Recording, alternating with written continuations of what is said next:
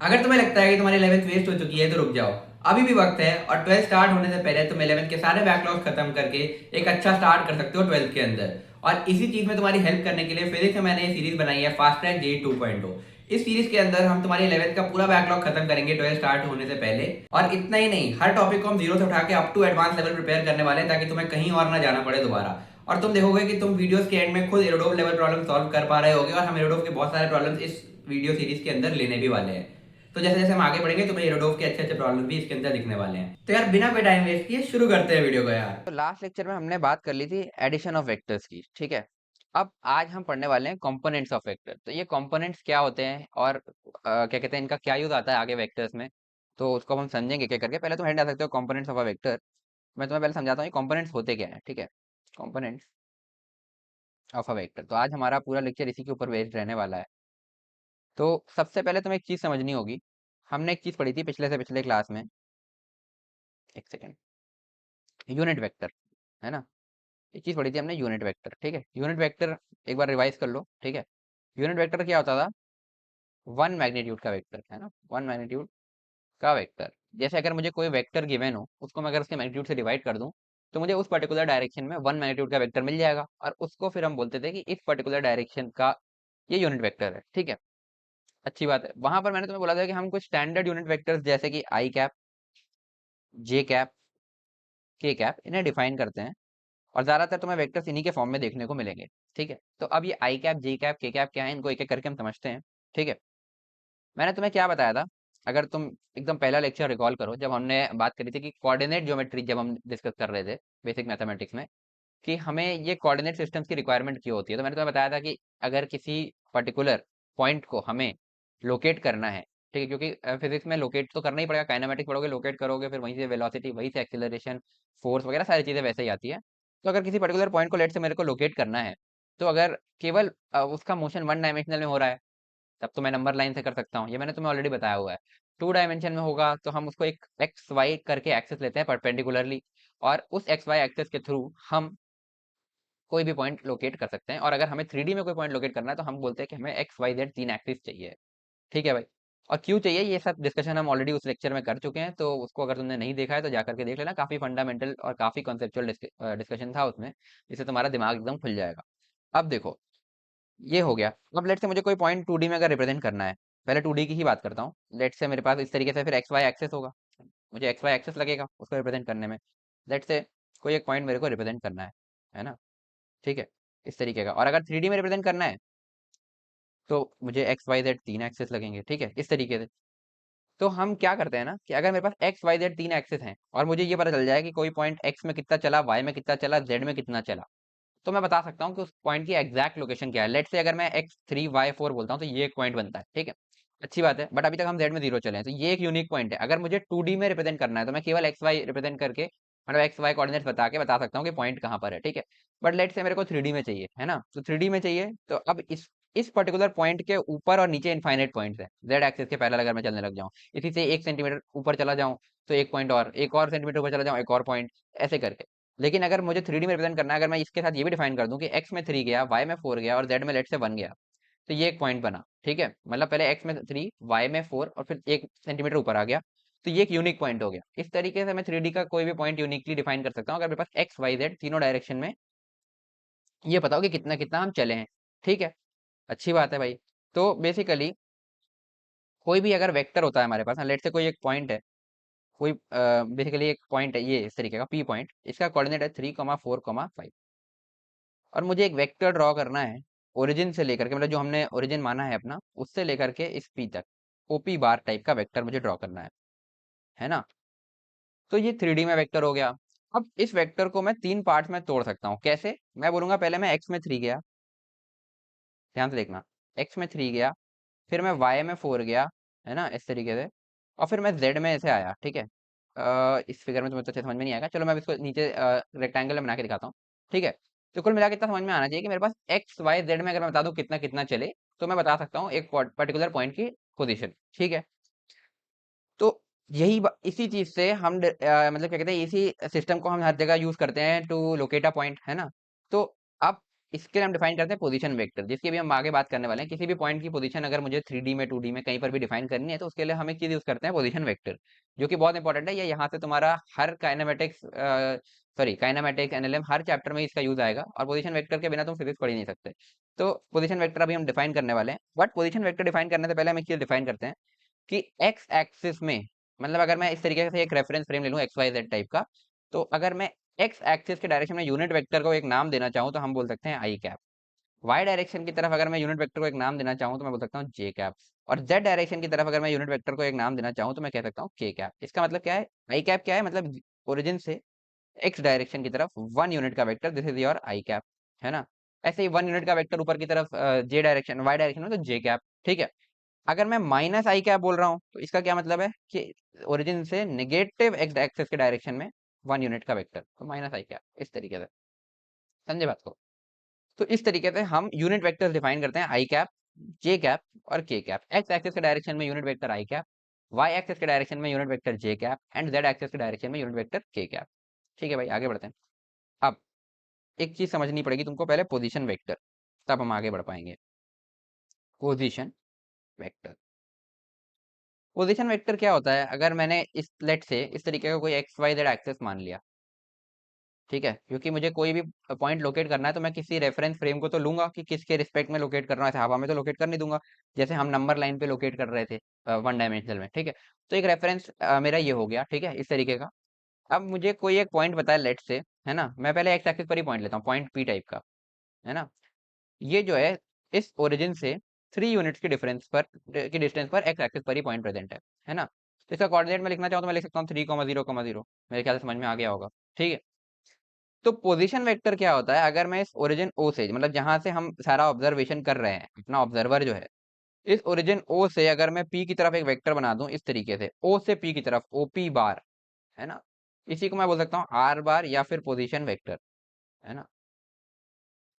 तो position vector of point P, तो P point का पोजीशन वेक्टर, तो ये कैसा होगा, ओरिजिन से लेकर के जिस पॉइंट का पोजीशन वेक्टर चाहिए उसको ज्वाइन कर दो, तो जो वेक्टर बनेगा वो बनेगा तुम्हारा position vector of that point. ठीक है भाई, तो ये हो गया पोजीशन वेक्टर की डेफिनेशन। अब आगे बढ़ते हैं, है ना। मैं फिर से एक बार एक्स वाई जेड बना लूँ, ठीक है, इसका मुझे यूज भी बहुत आएगा, मैं इसको कॉपी करके सेव करके भी रख लेता हूँ, ठीक है। ये एक्स वाई जेड आज बहुत बनाना पड़ेगा, तो मैं बहुत बार बनाना पड़ेगा, पॉज कर करके बना लेना, है ना। इसका मैं सेव कर लूँ पहले यार, है ना। एक सेकेंड, भाई क्या हो रहा है। हाँ, इस तरीके से कॉपी कर लेते हैं।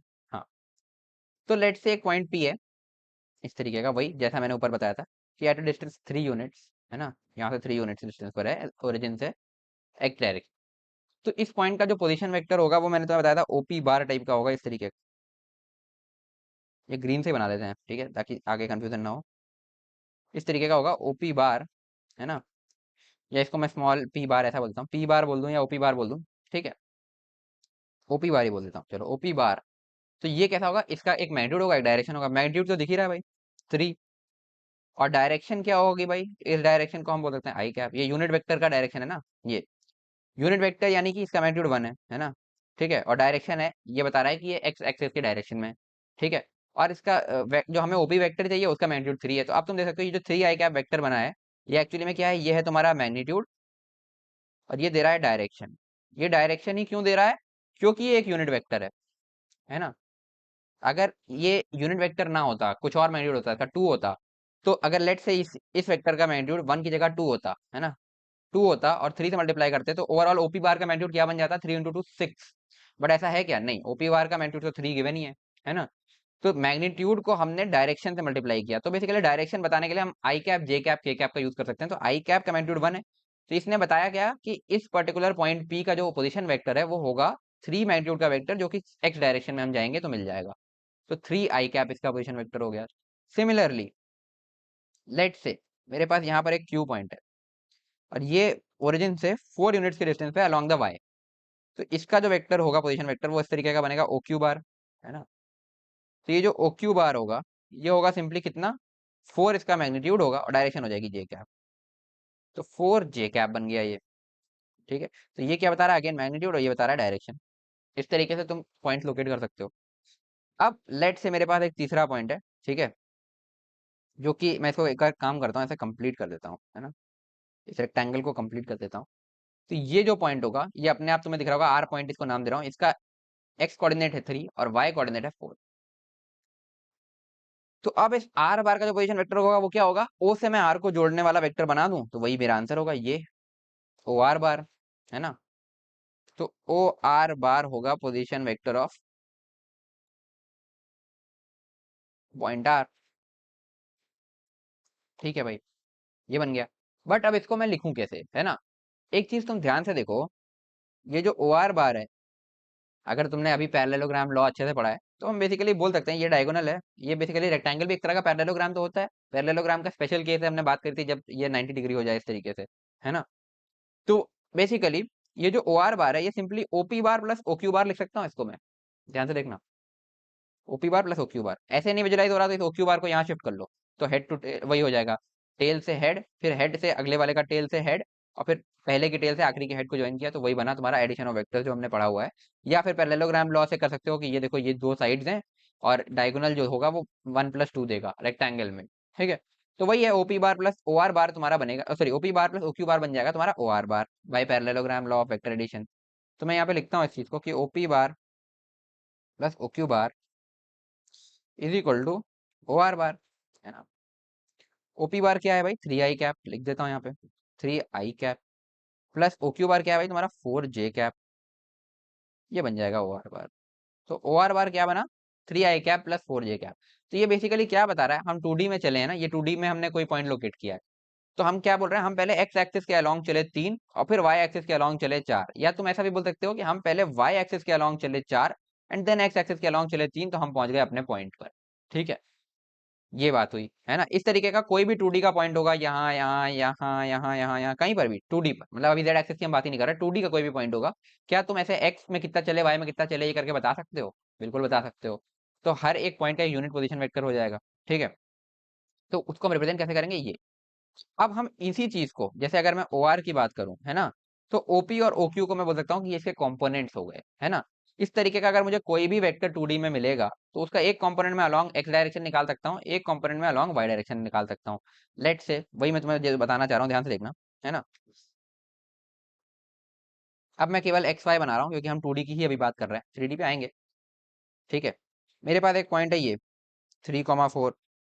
ठीक है, एक पॉइंट है 5,6, है ना।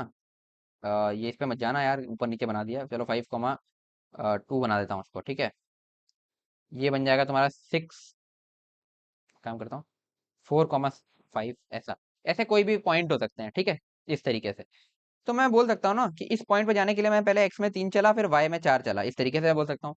ध्यान से देखना, एक्स में 3 चला फिर वाई में 4 चला, या वाई में 4 चला फिर एक्स में 3 चला, दोनों में से कुछ भी बोलो। इस वाले के लिए मैं बोल सकता हूँ पहले एक्स में 5 चला फिर वाई में 2 चला, फिर अगले वाले के लिए मैं बोल सकता हूँ कि वाई में मैं 5 चल गया एक्स में 4 चल गया, इस तरीके से। तो अगर मैं इसका एक वेक्टर बनाऊं, जैसे इस पर्टिकुलर पहले वाले पॉइंट का मैं वेक्टर बनाऊं पोजीशन वेक्टर, तो ये बनेगा, है ना। तो इसको मैं दो वेक्टर्स में तोड़ सकता हूँ ऐसे करके, है ना। एक बन जाएगा ये एक्स के अलोंग, यानी कि एक्स के अलोंग में कितना चलाऊं, 3 चलाऊं, और फिर मैं दूसरा बोलूंगा कि वाई के अलोंग में कितना चलाऊं, 4 चलाऊं, है ना।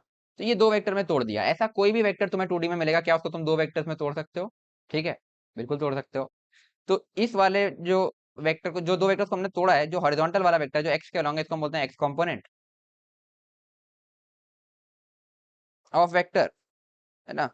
और ये है वाई कंपोनेंट, है ना। ठीक है, अच्छी बात है भाई, बढ़िया समझ में आ गया होगा मेरे ख्याल से। आगे बढ़ते हैं, है ना। तो बेसिकली कोई भी अगर हमारे पास, अब 2D की मैं अगर बात करूं, इस तरीके का हमारे पास एक वेक्टर है ए बार। ठीक है, अब इसमें मैं अगर ऐसे बना लूं, इस डायरेक्शन को मैं एक्स बोल दूं, इस डायरेक्शन को मैं वाई बोल दूं, ठीक है, अपने आप से। ये एक्स वाई हम अपने हिसाब से डिपेंडिंग ऑन द क्वेश्चन मानेंगे, वो तुम आगे जब काइनेमेटिक्स एनएलएम पढ़ोगे, इसका एप्लीकेशन देखोगे तो तुम्हें और ज्यादा क्लियर होगा। बट लेट्स से मैंने ये डायरेक्शन एक्स और वाई माना हुआ, हॉरिजॉन्टल एक्स और वर्टिकल वाई, ठीक है, और ये इस तरीके का वेक्टर है। तो मैं क्या करूंगा, पहली बात इसको रिजॉल्व करने के लिए इस तरीके से मैं इसके कंपोनेंट्स दूंगा, है ना। इसके कंपोनेंट्स क्या क्या आएंगे, एक आएगा ये ए एक्स बार, और एक इसका कंपोनेंट आएगा वाई डायरेक्शन में, ये होगा ए वाई बार। वार क्यों लगाया मैंने, क्योंकि ये जो कंपोनेंट आए ये अपने आप में वेक्टर हैं, है ना। ये ए एक्स ये अपने आप में एक वेक्टर, जैसे तुम यहाँ पे देखो ये जो हमने ओ आर बार का कंपोनेंट लिए हैं, ओ आर बार के कंपोनेंट्स ही होंगे ओपी और ओक्यू, ठीक है, जो कि अपने आप में एक एक वेक्टर है, क्योंकि दोनों में एक दोनों के पास ही एक मैग्नीट्यूड है और एक डायरेक्शन है ना। तो इसीलिए ए बार का जो कंपोनेंट आएंगे वो आएंगे ए एक्स बार और ए वाई बार, जो कि अपने आप में वेक्टर्स हैं। तो मैं ऐसा बोल सकता हूँ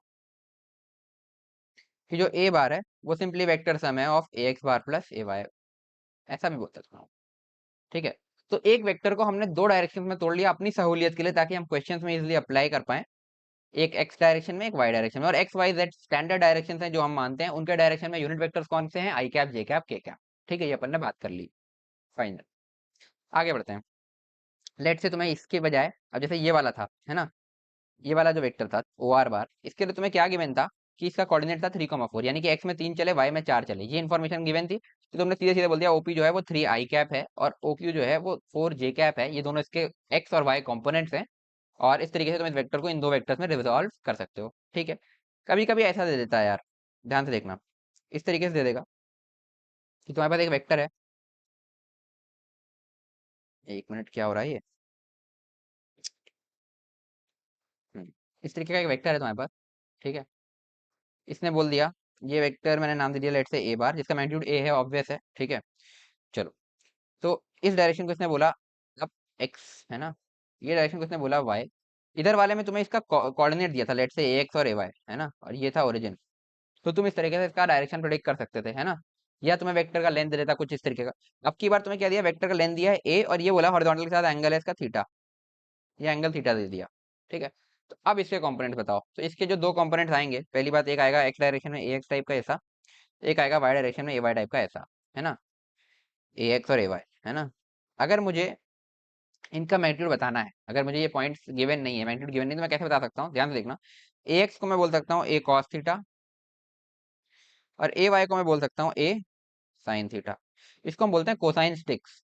मतलब जिस, जैसे इसके साथ एंगल दिया है ना, हॉरिजॉन्टल के साथ एंगल दिया है, तो इसका हॉरिजॉन्टल कंपोनेंट जिस तरफ एंगल दिया है ना, उस तरफ गिरा दो कॉस, और उसके सामने गिरा दो साइन, है ना। इस तरीके से हम कोसाइन स्टिक्स याद रखते हैं, है ना। तो एक की तरफ गिरा दो कॉस और इसके सामने गिरा दो साइन, ठीक है। तो इस तरीके से ये कहाँ से आया, ये सिंपल ट्रिग्नोमेट्री है यार, यहाँ पे दिख रहा होगा इस ट्राइंगल में, राइट एंगल ट्राइंगल है, इसमें तुम कॉस थीटा लिखोगे तो तुम्हें मिलेगा एक्स अपॉन ए, तो यहाँ से एक्स मिल जाएगा ए कॉस थीटा यहाँ पे, और सिमिलरली साइन थीटा लिखोगे तो तुम्हें ये मिल जाएगा, यहाँ से ये आया। तो इस तरीके से अगर ए और थीटा गिवन है तो हम इस तरीके से ए कॉस थीटा ए साइन थीटा ए एक्स और ए वाई डिफाइन कर सकते हैं, ठीक है भाई। ये हो गया 2D में किसी भी पॉइंट का, 2D में किसी भी पॉइंट का तुम इस तरीके से कंपोनेंट्स बता सकते हो, ठीक है। अब लेट से 3D में कोई पॉइंट है ना, लेट से कोई पॉइंट है 3D वाला, मैं तुम्हें प्रॉपर विजुलाइज कराऊंगा एकदम, है ना, देखना ध्यान से। इस तरीके से एक्स वाई जेड एक्सेस बना लेते हैं पहले, और अब की बार मैं थोड़ा अलग तरीके से नाम दे रहा हूँ, इसको एक्स बोल रहा हूँ, इसको वाई बोल रहा हूँ, इसको जेड बोल रहा हूँ, ठीक है, बोल सकते हैं, ठीक है। चलो, एक्स वाई जेड मैंने डिफाइन कर दिया। अब मैं इसमें बनाऊंगा एक क्यूबॉइड, है ना। पहले मैं क्यूबॉइड बना लूँ, फिर मैं तुम्हें दिखाता हूँ क्या करना चाह रहे हैं हम।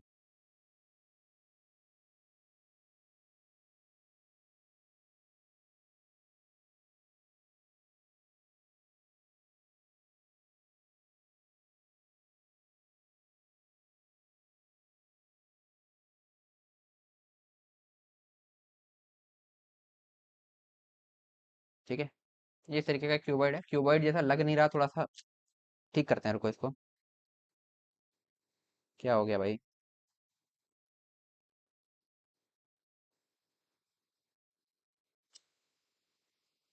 थोड़ा गड़बड़ बन गया है, बट चलो एडजस्ट कर लेना यार, क्यूबॉइड जैसा लग नहीं रहा है बट क्यूबॉइड मान लो, ठीक है, इस तरीके का ये क्यूबॉइड बना लिया।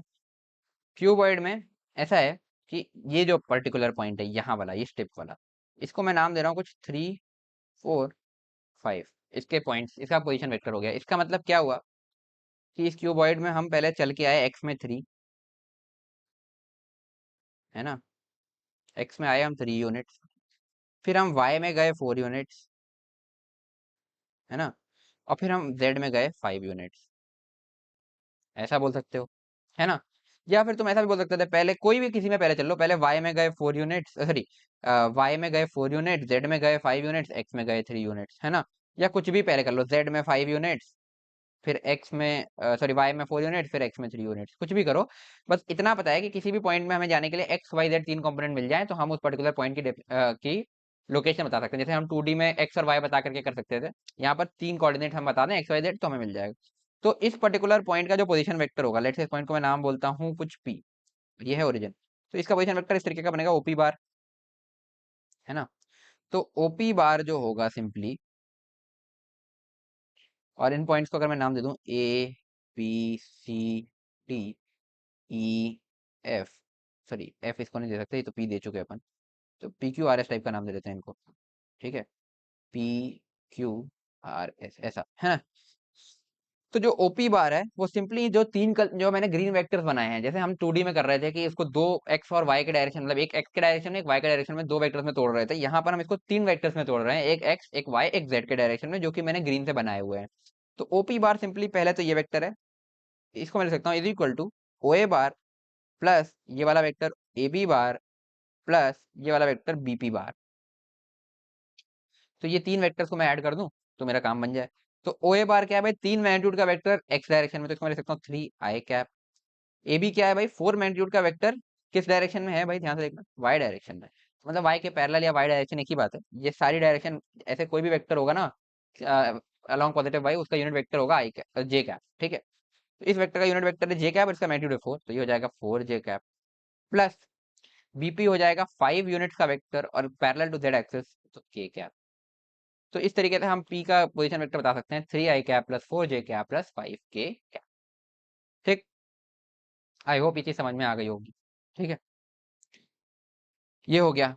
तो इस तरीके से अपन 3 कंपोनेंट्स में 3D में रिजॉल्व कर सकते हैं और 2 कंपोनेंट्स में 2D में रिजॉल्व कर सकते हैं। क्वेश्चंस में तुम्हें 2D का यूज ज्यादा आएगा, इसमें डायरेक्ट क्वेश्चन एक आध पूछ ले कि मतलब इस तरीके से कि 3D में वेक्टर दे, बट जो विजुलाइज करने वाले क्वेश्चन होते हैं, जैसे फोर्स रिजॉल्व करना आगे जो तुम करोगे, ठीक है, कहीं कहीं वेलोसिटी एक्सेलरेशन के बीच में एंगल पूछना, इस तरीके से कुछ भी, मतलब जिसमें क्या कहते हैं प्लेनर मोशन इन्वॉल्व है, क्योंकि तुम्हारे सिलेबस में प्लेनर मोशन ज्यादा है, 3D मोशन का बस इस तरीके का वेक्टोरियल फॉर्म आएगा, मतलब डेफिनेशन यूज आएगी, वो मैं तुम्हें बताऊंगा मैं क्या कहना चाह रहा हूँ, अभी तुम्हें समझ में नहीं आएगा। बट मेनली 2D मोशन है तुम्हारे सिलेबस में, तो इसका उतना काम पड़ेगा नहीं, बट 2D वाले का तुम्हें पता होना चाहिए कि किसी भी वेक्टर को हम एक हॉरिजॉन्टल और एक वर्टिकल डायरेक्शन में तोड़ सकते हैं। वो हॉरिजॉन्टल वर्टिकल डायरेक्शन क्वेश्चन के हिसाब से हम डिसाइड करते हैं कि हम कौन सी डायरेक्शन लेंगे, ठीक है। तो कैसे तोड़ेंगे, इस तरीके से कोसाइन ट्रिक्स का यूज करके तोड़ सकते हो। ये हो गया। चलो आगे बढ़ते हैं।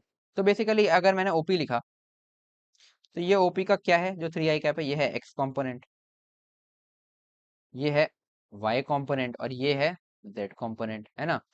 तो बेसिकली अगर मेरे पास कोई एक 3D में ऐसे वेक्टर है ना, अब मैं फाइनली रिजल्ट लिख देता हूँ कि एक वेक्टर है आर बार जो कुछ 3D में है, ठीक है, जिसका पोजीशन वेक्टर बेसिकली आर बार क्या बोलूँ मैं, ठीक है। इसी वेक्टर का एग्जांपल ले लेते हैं, इसको मैं पी बार बोलता हूँ। तो पी बार है या फिर पॉइंट पी है ना, जिसका पोजीशन है 3 4 5, पोजीशन कोऑर्डिनेट्स ही मिल गए, तो इसका पोजीशन वेक्टर जो हो जाएगा पी बार वो हो जाएगा 3 i cap plus 4 j cap plus 5 k cap. तो इस तरीके से अगर मेरे पास कोई पॉइंट है आर टाइप का, है ना, जिसके पोजीशन वेक्टर जिसके कोऑर्डिनेट्स हैं आर एक्स आर वाई और आर जेड, है ना, एक्स वाई जेड कॉम्पोनेंट्स हैं, एक्स वाई जेड कोऑर्डिनेट्स हैं, तो आर बार को मैं लिख सकता हूँ आर एक्स आई कैप प्लस आर वाई जे कैप प्लस आर जेड के कैप, जिसमें से ये आर एक्स क्या है, ये एक्स कॉम्पोनेंट है, ये वाई कॉम्पोनेंट है और ये जेड कॉम्पोनेंट है, ठीक है। तो किसी भी वेक्टर को 3D में मैं इस तरीके से तोड़ सकता हूँ, और 2D वाला मैंने तुम्हें दिखाई दिया। चलो आगे बढ़ते हैं। हम्म तो इस तरीके से अपन वेक्टर के कंपोनेंट्स लेते हैं। चलो हम्म, अब सबसे पहले वाले एग्जांपल पर आते हैं, 2D वाले पे, कहाँ गया 3 और 4 में जिसमें अपन ने तोड़ा था, ये वाला, ये तुमने नीचे लिखा है क्या, हाँ ये रहा। इसका मैं कॉपी ले लूँ क्योंकि मेरे को नीचे जरूरत पड़ेगी, तो मैं ड्रॉ दोबारा ड्रॉ करना पड़ेगा।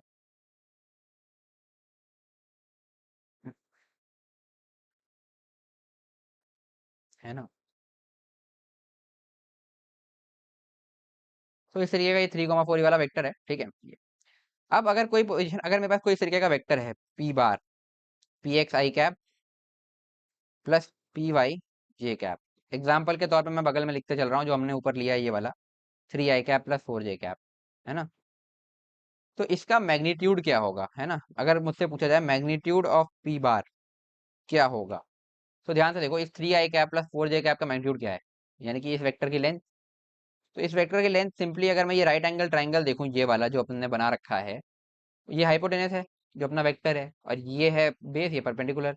तो under root 3 square plus 4 square नहीं हो जाएगी, ध्यान से देखो, राइट एंगल ट्राइंगल है भाई, सिंपली हाइपोटेनस का स्क्वायर इक्वल टू बेस का स्क्वायर प्लस परपेंडिकुलर का स्क्वायर। तो simply 3i cap plus 4j cap इस टाइप का अगर वेक्टर है, तो इसका मैग्नीट्यूड क्या होगा, under root of 3 square plus 4 square. तो पी बार टाइप का वेक्टर है जिससे पी एक्स पी वाई इस तरीके से कंपोनेंट है, तो इसका मैग्नीट्यूड हो जाएगा under root of P X का स्क्वायर प्लस पी वाई का स्क्वायर। आई थिंक क्लियर हो गया होगा। 2D में कोई भी वेक्टर है, इसका मैग्नीट्यूड इस तरीके से लिख सकते हैं। अब अगर तुमसे अगली चीज मैं पूछूं, यूनिट वेक्टर अलोंग पी बार क्या होगा, तो ध्यान से देखना, जो पी बार वेक्टर होगा उसको मैं ऐसा बोल सकता हूँ ना कि पी बार का magnitude into P cap. P cap क्या है, पी कैप है यूनिट वेक्टर अलोंग पी बार। ये मैंने पहले लेक्चर में हमने इसको डिस्कस किया था कि कोई भी वेक्टर को हम उसके magnitude into unit vector along that direction इस तरीके से लिख सकते हैं, ठीक है। तो यूनिट वेक्टर अलोंग पी बार जो है उसको मैंने पी कैप नाम दे दिया। तो इस पी कैप की वैल्यू सिंपल दिख रही है कि हम लिख सकते हैं P bar upon mod of P बार। ये तो बेसिक डेफिनेशन है ही, ये हम यूनिट वेक्टर की डेफिनेशन जानते ही हैं। तो ये सिंपली हो जाएगी P bar upon under root of P bar की वैल्यू हमने लिखी थी P P X square plus P Y square. तो ये हो गया unit vector along this direction. मेरे ख्याल से ये भी क्लियर हो गया होगा, ठीक है। आई डोंट थिंक इसमें कोई डाउट होना चाहिए, बहुत सिंपल सिंपल चीजें चल रही हैं अभी, है ना। अब थोड़ा सा टिपिकल वाली चीज लेके आता हूँ, ठीक है। हाँ। अब अगर मेरे पास कोई एक वेक्टर है, लेट से आर बार, जो कि कुछ इस टाइप का है, RX i cap plus RY j cap plus RZ k cap, ठीक है। ये हो गया हमारे पास वेक्टर। ये तो तुम्हें समझ में आ ही रहा होगा कि एक्स कॉम्पोनेंट है, वाई कॉम्पोनेंट है, जेड कॉम्पोनेंट है, ठीक है। अब इसमें डाउट नहीं होना चाहिए, हम डिस्कस ऊपर कर चुके हैं, ठीक है भाई। अब मैं अगर तुमसे पूछूं इस आर बार का मैग्नीट्यूड क्या होगा, तो ये सिंपली होता है अंडर रूट ऑफ RX का स्क्वायर प्लस RY का स्क्वायर प्लस RZ का स्क्वायर, ठीक है। तो अब इसके डायरेक्शन में अगर यूनिट वेक्टर पूछूं तो वो हो जाएगा simply R bar upon mod of R bar, यानी कि यही RX i cap plus RY j cap plus RZ k cap upon under root of RX square plus RY square plus RZ square. बस vector और magnitude लिख दिया। अब तुम पूछ रहे हो, सोच रहे होगे कि ये कहाँ से आया। मुझे अपने टाइम पे थोड़ा सा इसका फैसिनेशन था, क्योंकि हमारे टीचर ने ये बता करके ऐसे छोड़ दिया था कि इसका ये होगा आंसर। तो मुझे ये लगता था यार कहाँ से आएगा कहाँ से आएगा, ये बहुत सारे टीचर छोड़ देते हैं कि ऐसे याद करो, जैसे 2D में यार RX प्लस RY का स्क्वायर होता है, यहाँ पर RX RY RZ तीनों हो जाएगा बस। तो मेरे टीचर ने इसका प्रूफ नहीं बताया था, तो मुझे बड़ा वो लग रहा था कि मतलब पता नहीं कहाँ से आया। बट फिजिक्स में हमेशा, अभी तुम स्टार्ट ही कर रहे हो, मैं कह रहा हूँ यहाँ से जब तक तुम्हारा सिलेबस खत्म नहीं हो जाता, हर चीज में तुम्हें दिमाग में आना चाहिए क्यों, कहाँ से आया, ऐसा कैसे हुआ, ठीक है। अगर ऐसे सोचोगे तो फिजिक्स बहुत मजेदार लगेगी। अब देखो मैं बताता हूँ ये कैसे आया, इसका मैं तुम्हें प्रूफ दिखाता हूँ, वैसे कोई बताता नहीं है, मैथ के टीचर भी छुड़वा देते हैं कभी कभी। तो मैं बताता हूँ तुमको कि कैसे आया, ठीक है। तो चलो इसका प्रूफ दिखाता हूँ तुमको। हम लेते हैं इस तरीके से फिर वही XYZ एक्सेस,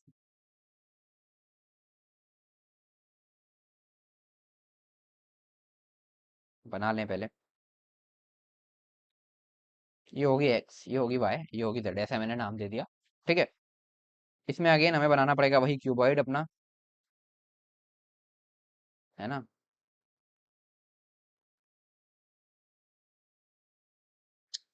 क्या हो रहा है, अब थोड़ा सा बढ़िया से बनाएंगे, ठीक है, टेक्नोलॉजी का इस्तेमाल करके, वरना पिछली बार थोड़ा सा गड़बड़ बन गया था। तुम्हें तो खैर ध्यान दे के बनाना पड़ेगा।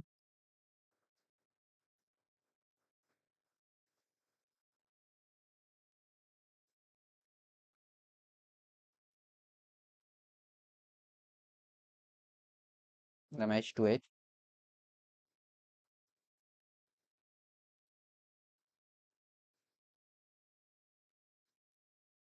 ये हमारा बन गया क्यूबॉइड, क्लियर।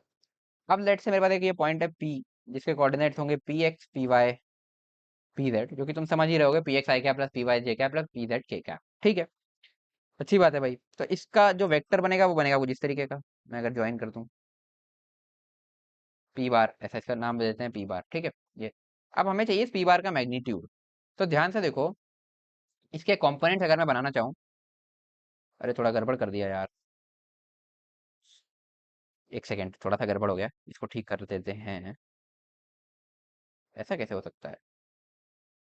इस एक्स एक्सिस को ऐसे कर देते हैं, ठीक है। अब ठीक हो गया,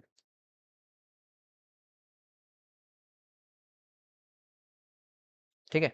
अब अगर हम इसके यूनिट वेक्टर्स बनाए हैं अलग अलग तीनों डायरेक्शन में, तो मैं बोल सकता हूँ पहले पी एक्स हम गए होंगे एक्स डायरेक्शन में, ठीक है। फिर पी वाई गए होंगे हम इस डायरेक्शन में, वाई डायरेक्शन में। और फिर पी जेड हम गए होंगे जेड डायरेक्शन, ठीक है। तो अपने को इसका मैग्नीट्यूड चाहिए। चलो स्टेप्स में हम जाएंगे। हमें एक चीज पता है कि अगर हम पीरियड में ना गए होते, केवल 2D वेक्टर होता, ये वाला पॉइंट होता, तो इसका मैग्नीट्यूड सिंपली मैं यहाँ से यहाँ तक अगर कोई वेक्टर बनाता, मतलब इन दोनों को हटा के मैं एक सिंगल वेक्टर अगर लगाना चाह रहा हूँ, तो इन दोनों को ऐड कर दूं, तो इनका एडिशन जो वेक्टर बनेगा P X plus P Y, वो बनेगा कुछ ऐसा। ये बना P X bar plus P Y bar, है ना। एक्स और वाई कॉम्पोनेंट को ऐड कर दिया, ठीक है। और इसका मैग्नीट्यूड क्या है भाई? इसका मैग्नीट्यूड है, अगर इसका मैग्नीट्यूड में देखूं, तो ये हो जाएगा under root of P X square plus P Y square. समझ में आया? अगर ऐसे 2D में दो वेक्टर हैं, पी एक्स है फिर पी वाई है, ये दोनों वैसे भी 90 डिग्री पर है, तो ये हाइपोटेन्यूज जो है, जो अभी हमने ऊपर बात किया 2D का वेक्टर का हम मैग्नीट्यूड कैसे लिखते हैं, under root P X square plus P Y square, ये हम प्रूफ ऊपर कर चुके। तो ये आ गया under root P X square plus P Y square, ठीक है। और ये है पी जेड। तुम ध्यान से देखो, तो जो ये वाला ट्राइंगल है, अगर मैं इसको कुछ नाम देना चाहूँ, इस पॉइंट को मैं नाम देता हूँ एम। तो ये जो ट्राइंगल है ओ एम पी वाला, ये एक राइट एंगल ट्राइंगल है। क्यों? क्योंकि ये राइट एंगल है। देखो ये एक्स वाई प्लेन वाई था ये वाला वेक्टर, और ये जेड एक्सिस पर है, तो ये राइट एंगल है ना। सिमिलरली अगर तुम जिस रूम में बैठे हो उसके कॉर्नर पे ऐसे तुम देखो, अगर तुम रूम पे जहाँ पे बैठे हो वहां से अपोजिट कॉर्नर देखो, अपोजिट कॉर्नर की तरफ जाने वाली लाइन है ये, है ना। और वहां से ऊपर जाने वाली लाइन है ये, ठीक है। समझे बात को? तो ये जो ऊपर जाने वाली लाइन है और जो यहाँ से लाइन जा रही है, ये दोनों हमेशा 90 डिग्री पर है। कोई भी इस प्लेन में तुम्हारे रूम की जमीन पे कोई भी लाइन बना लो, वो उस कॉर्नर वाली लाइन से हमेशा परपेंडिकुलर होगी। तो उसी तरीके की बात है कि ये है एक्स वाई प्लेन में और ये है जेड के अलोंग, तो ये है परपेंडिकुलर एक दूसरे के। तो ये ट्राइंगल ओ एम पी एक जो है तुम्हें राइट एंगल ट्राइंगल दिख जाएगा। तो मैं सिंपली बोल सकता हूँ in triangle O M P, अब मैं वही लगाऊंगा पाइथागोरस थ्योरम, ठीक है। तो बेस का स्क्वायर यानी कि ओ एम का स्क्वायर प्लस एमपी का स्क्वायर जो कि परपेंडिकुलर का स्क्वायर है, वो हो जाएगा तुम्हारा ओपी का स्क्वायर, और ओपी ही हमारा मैग्नीट्यूड है। तो ओपी का स्क्वायर मैं सिंपली लिख सकता हूँ ओएम का स्क्वायर। तो ओएम क्या है? ये है। तो इस चीज का स्क्वायर क्या होगा? P X square plus P Y square, under root हटा देते हैं, प्लस ये एमपी का स्क्वायर क्या बनेगा? ये लेंथ है पीजेड, ये देख ही सकते हो पीजेड है ना, प्लस पीजेड का स्क्वायर। तो ओपी हो जाएगा under root of P X square plus P Y square plus P Z square. तो वही पी वेक्टर का मैग्नीट्यूड ही तो है ये, ओपी जो लेंथ है ना। तो वो सिंपली क्या हो गई? Under root of P X square plus P Y square plus P Z square. Simple, ठीक है। ये प्रूफ शायद मैंने तुम्हें कोऑर्डिनेट ज्योमेट्री जब कोऑर्डिनेट बता रहा था वहां पर भी बताया था, बट कोई नहीं, फिर से हमने डिस्कस कर लिया। तो ये ओपी का मैग्नीट्यूड भी तुम इस तरीके से लिख सकते हो, ठीक है। और यूनिट वेक्टर अलॉन्ग ओपी फिर तो लिख ही लोगे, यही चीज हमने यहाँ पे रिजल्ट डायरेक्टली लिखा हुआ था, वही है। चलो भाई, हम्म, आगे बढ़ते हैं, ठीक है। तो अभी हमने जैसे बात करी, ठीक है, ये हमने सारी बात कर ली कि जैसे अगर कोई वेक्टर इस तरीके का है, ए बार टाइप का है ना, ये एंगल बना रहा है थीटा विद हॉरिजॉन्टल, इस डायरेक्शन में बोलता हूँ एक्स, इस डायरेक्शन में बोलता हूँ वाई, है ना। तो मैं इसके कंपोनेंट्स दे सकता हूँ कैसे? ये आएगा एक्स कंपोनेंट एक इसका आएगा, ये कितना आएगा? ए कॉस थीटा, है ना। और जो इसका वाई कंपोनेंट आएगा वो आएगा ए साइन थीटा। मेन चीज ये है जो तुम्हें सबसे ज्यादा फ्रीक्वेंटली यूज करना है, इसलिए मैंने इसको एक बार फिर से बता दिया तुम्हें। तो मैं ए बार को सिंपली लिख सकता हूँ ए cos theta I cap plus a sine theta J cap, यानी कि ए कॉस थीटा इसकी लेंथ, और इस डायरेक्शन में यूनिट वेक्टर है आई कैप, और इस डायरेक्शन में यूनिट वेक्टर है जे कैप, अगर हमने एक्स वाई ऐसा माना है तो। चलो भाई, ये थोड़ा प्रॉपर बना लेना, ये ऐसे बेंड होके नहीं होता भाई, स्ट्रेट होना चाहिए था। चलो कोई नहीं। अब एक चीज होती है डायरेक्शन कोसाइंस, ठीक है, डायरेक्शन कोसाइंस। तो ये डायरेक्शन कोसाइंस क्या होते हैं भाई, है ना। एक्चुअली में हम बोलते हैं कि अगर हमारे पास एक ए वेक्टर टाइप का वेक्टर है, ध्यान रखना, ये अल्फा एंगल बना रहा है विद एक्स एक्सेस, है ना, ठीक है। बीटा एंगल बना रहा है विद वाई एक्सिस, है ना, एंड गामा एंगल ये बना रहा है विद जेड एक्सिस। अगर तुम्हारे पास ये इन्फॉर्मेशन है कि इस तरीके से ये अल्फा बीटा गामा एंगल्स बना रहा है with X Y and Z axis, तो इस ए बार को हम सिंपली लिख सकते हैं as A cos alpha I cap plus A cos beta J cap plus A cos gamma के कैप। इसका मतलब क्या हुआ कि इस पर्टिकुलर वेक्टर के अगर मैं कंपोनेंट लिखना चाहूँ तो इसका जो एक्स कंपोनेंट आएगा वो आएगा A cos alpha I cap, ठीक है। जो वाई कंपोनेंट आएगा वो आएगा A cos beta J cap. Beta क्या है? Angle of this vector with Y axis. और ए जेड जो आएगा वो आएगा ए कॉस ऑफ गामा के कैप। और गामा क्या है? Angle of this vector with क्या कहते हैं, जेड एक्सिस। तो ये चीजें, इन्हीं को हम बोलते हैं डायरेक्शन कोसाइंस, ठीक है। यही है तुम्हारे डायरेक्शन कोसाइंस, ठीक है। तो अब ये थोड़ा सा विजुलाइज कर पाना कभी कभी मुश्किल होता है ना, बट मैं पूरी कोशिश करूंगा कि तुम्हें विजुलाइज कराऊं। मेरे टाइम पे मैंने बस इसको ऐसे रट लिया था कि ऐसा होता है alpha beta gamma with X Y Z axis, then A cos alpha A cos beta A cos gamma, ठीक है। इस टाइप के वेक्टर्स हो जाएंगे। अब मैं तुम्हें विजुलाइज कराने की कोशिश करता हूँ। पहले तो 2D में विजुलाइज कर लो भाई, है ना। हर समय जब इस तरीके की विजुलाइजेशन करनी हो पहले 2D में समझो, क्योंकि 2D सिंपलर फॉर्म होता है। एक बार 2D दिमाग में घुस गया तो 3D समझना आसान हो जाता है, ठीक है। तो ये हो गया एक्स, ये हो गया वाई। इस तरीके का तुम्हारे पास एक है वेक्टर, इसको मैं नाम दे देता हूँ ए बार, ठीक है। अभी क्या बोल रहा है, स्ट्रिक करेंगे उसी पर। Alpha angle with X axis and beta angle with Y axis, यानी कि ये एंगल अल्फा है and this angle is beta. Simple भाई। तो अब इसका एक्स कंपोनेंट अगर मैं बनाना चाहूं तो वो बनेगा ये, है ना, ए एक्स। और ए वाई में बनाना चाहूँ तो मैं ऐसा भी बोल सकता हूँ, या फिर मैं इसको ऐसे भी बना सकता हूँ, ठीक है, चाहे जैसे बनाओ। ये वाला मैं इसलिए बना रहा हूँ कि इसमें विजुलाइज करना आसान होगा। ए वाई हो गया, ठीक है, इस तरीके से। तो जो साफ साफ दिख रहा है कि ए एक्स बार तो सिंपली ए कॉस अल्फा होता ही है आई कैप, ये तो अपन जानते ही हैं, ठीक है। या ए एक्स का मॉड अगर मैं बोलूँ तो ए कॉस अल्फा हो जाएगा ऐसा, ठीक है। ए वाई का मॉड वो ए कॉस बीटा कैसे होगा? पहले तो ऐसे ही समझ लो, जिसकी तरफ गिरा रहा है उसका वो कॉस होता है। तो अगर तुम इस तरफ गिरा रहे हो और ये एंगल बीटा है तो इसका cos A Y equal to A cos beta सीधे सीधे दिख गया होगा, उसी लॉजिक से जो मैंने तुम्हें ऊपर बताया था। नहीं समझ में आ रहा तो वैसे कर लो, है ना। ए वाई को मैं लिख सकता हूँ ए साइन अल्फा, चलो वो कर लो, अल्फा के हिसाब से कर लो, ठीक है। और ये जो है यहाँ पर मैं चीज लिख सकता हूँ कि जो अल्फा है हमारा वो दिख रहा है 90 माइनस बीटा, देख सकते हो तुम। तो इसको मैं लिख सकता हूँ ए साइन 90 माइनस बीटा, और साइन 90 माइनस बीटा क्या होता है? कॉस बीटा, तो ये कॉस बीटा हो जाएगा। तो ऐसे भी देख सकते हो, बाकी जिसकी तरफ गिरा रहे हैं वो उसका कॉस होता है, तो इस तरीके से भी कर सकते हो, है ना। तो ये दिख गया एक्स वाई में, तो इस तरीके से कर सकते हो। 2D में अगर इसी की जगह जेड होता, यहाँ एक्स होता यहाँ जेड होता, इस एंगल को मैं नाम दे देता गामा, तो हम बोल देते कि ये ए कॉस अल्फा है, ये कॉस गामा है, ठीक है। तो 2D में तो समझ में आ गया होगा मेरे ख्याल से, ठीक है। बट अगर अब हम बात करें कि 3D में आ जाए तो कैसे विजुलाइज करें इसको, थोड़ा समझते हैं। चलो, 3D के लिए अपन को क्या करना पड़ेगा कि अपन को फिगर चाहिए होगा। मैं काम करूँ क्या, इसको निकाल लूँ क्या? इसी फिगर को ले लेता हूँ, इसमें समझा दूंगा यार, वापस कौन बनाएगा इतना। या चलो बना देते हैं, तुम्हें समझ में अच्छे से आना चाहिए ना। बना देते हैं भाई, समझ में अच्छा आना चाहिए, ये सब बेसिक है। ये सब विजुलाइज अभी करोगे तो तुम बहुत आसानी से वेक्टर्स तोड़ पाओगे। वेक्टर्स तुम्हें पूरे फिजिक्स के हर एक चैप्टर में तोड़ने हैं, है ना। अगेन वही मैं ऐसे लेता हूँ एक्स वाई, और ये हो गया जेड, ठीक है। चलो भाई, ये एक्स वाई जेड ऐसा ही क्यों ले रहा हूँ? क्या मैं अगर ऐसा ले लूँ, इसको एक्स इसको वाई और इसको पॉजिटिव जेड बोल दूँ, तो ये हो पाएगा? नहीं हो पाएगा। ये तुम्हें समझ में आएगा इसी चैप्टर में आगे क्रॉस प्रोडक्ट जब हम पढ़ेंगे तब, ठीक है। तो वो कन्वेंशन गलत हो जाएगा अभी, क्योंकि एक्स और वाई जैसे मैंने लिए ये एकदम परफेक्ट है, ठीक है। चलो, अभी तुम्हें इसमें पहले हम बना लेते हैं रेक्टेंगल वो, ठीक है। इस तरीके से 3 लाइंस बना ली जाए पहले। अरे एक्चुअली में इसको इसके पैरेलल होना चाहिए था यार। यस, अब कुछ ठीक लग रहा है ना। अब डुप्लीकेट करना चालू करते हैं इसको।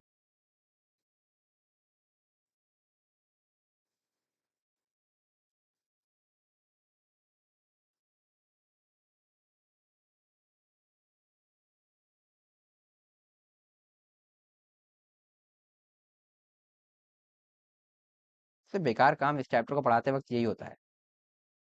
बनाते रहो। अरे क्या हो रहा है? छोड़ लो। लग रहा है थोड़ा थोड़ा रेक्टेंगल जैसा, नहीं लग रहा है तो मान लेना भाई, बहुत मेहनत कर ली। ठीक है, तो ये है एक पॉइंट। पहले तो हम एक 2D पॉइंट लेते हैं, लेट से मैं इस तरह का पॉइंट लेता हूँ, इसको मैं बोल रहा हूँ पी। ठीक है, जो केवल एक्स वाई एक्सेस पे है। तो इसका जो पोजीशन वेक्टर बनेगा उसको जरा ध्यान से देखना, ये बनेगा, इसको ओ बोल रहा है। तो इसका एक्स के साथ जो एंगल है दैट इज अल्फा, इसका जो वाई के साथ एंगल है दैट इज बीटा। है ना, इसमें कोई डाउट होगा नहीं। इसी को मैं डुप्लीकेट कर रहा हूँ, दूसरे फिगर में बनाऊंगा, ताकि तुम्हारे नोट्स में दोनों होना चाहिए। है ना, नेक्स्ट पेज पे ले लेते हैं, ये रहा। ठीक है, ये हो गया अल्फा, ये हो गया बीटा। ठीक है, बट इस केस में जरा देखो जेड के साथ क्या एंगल है, ध्यान से देखना। जेड के साथ 90 दिखा कि नहीं दिखा, देखो ध्यान से।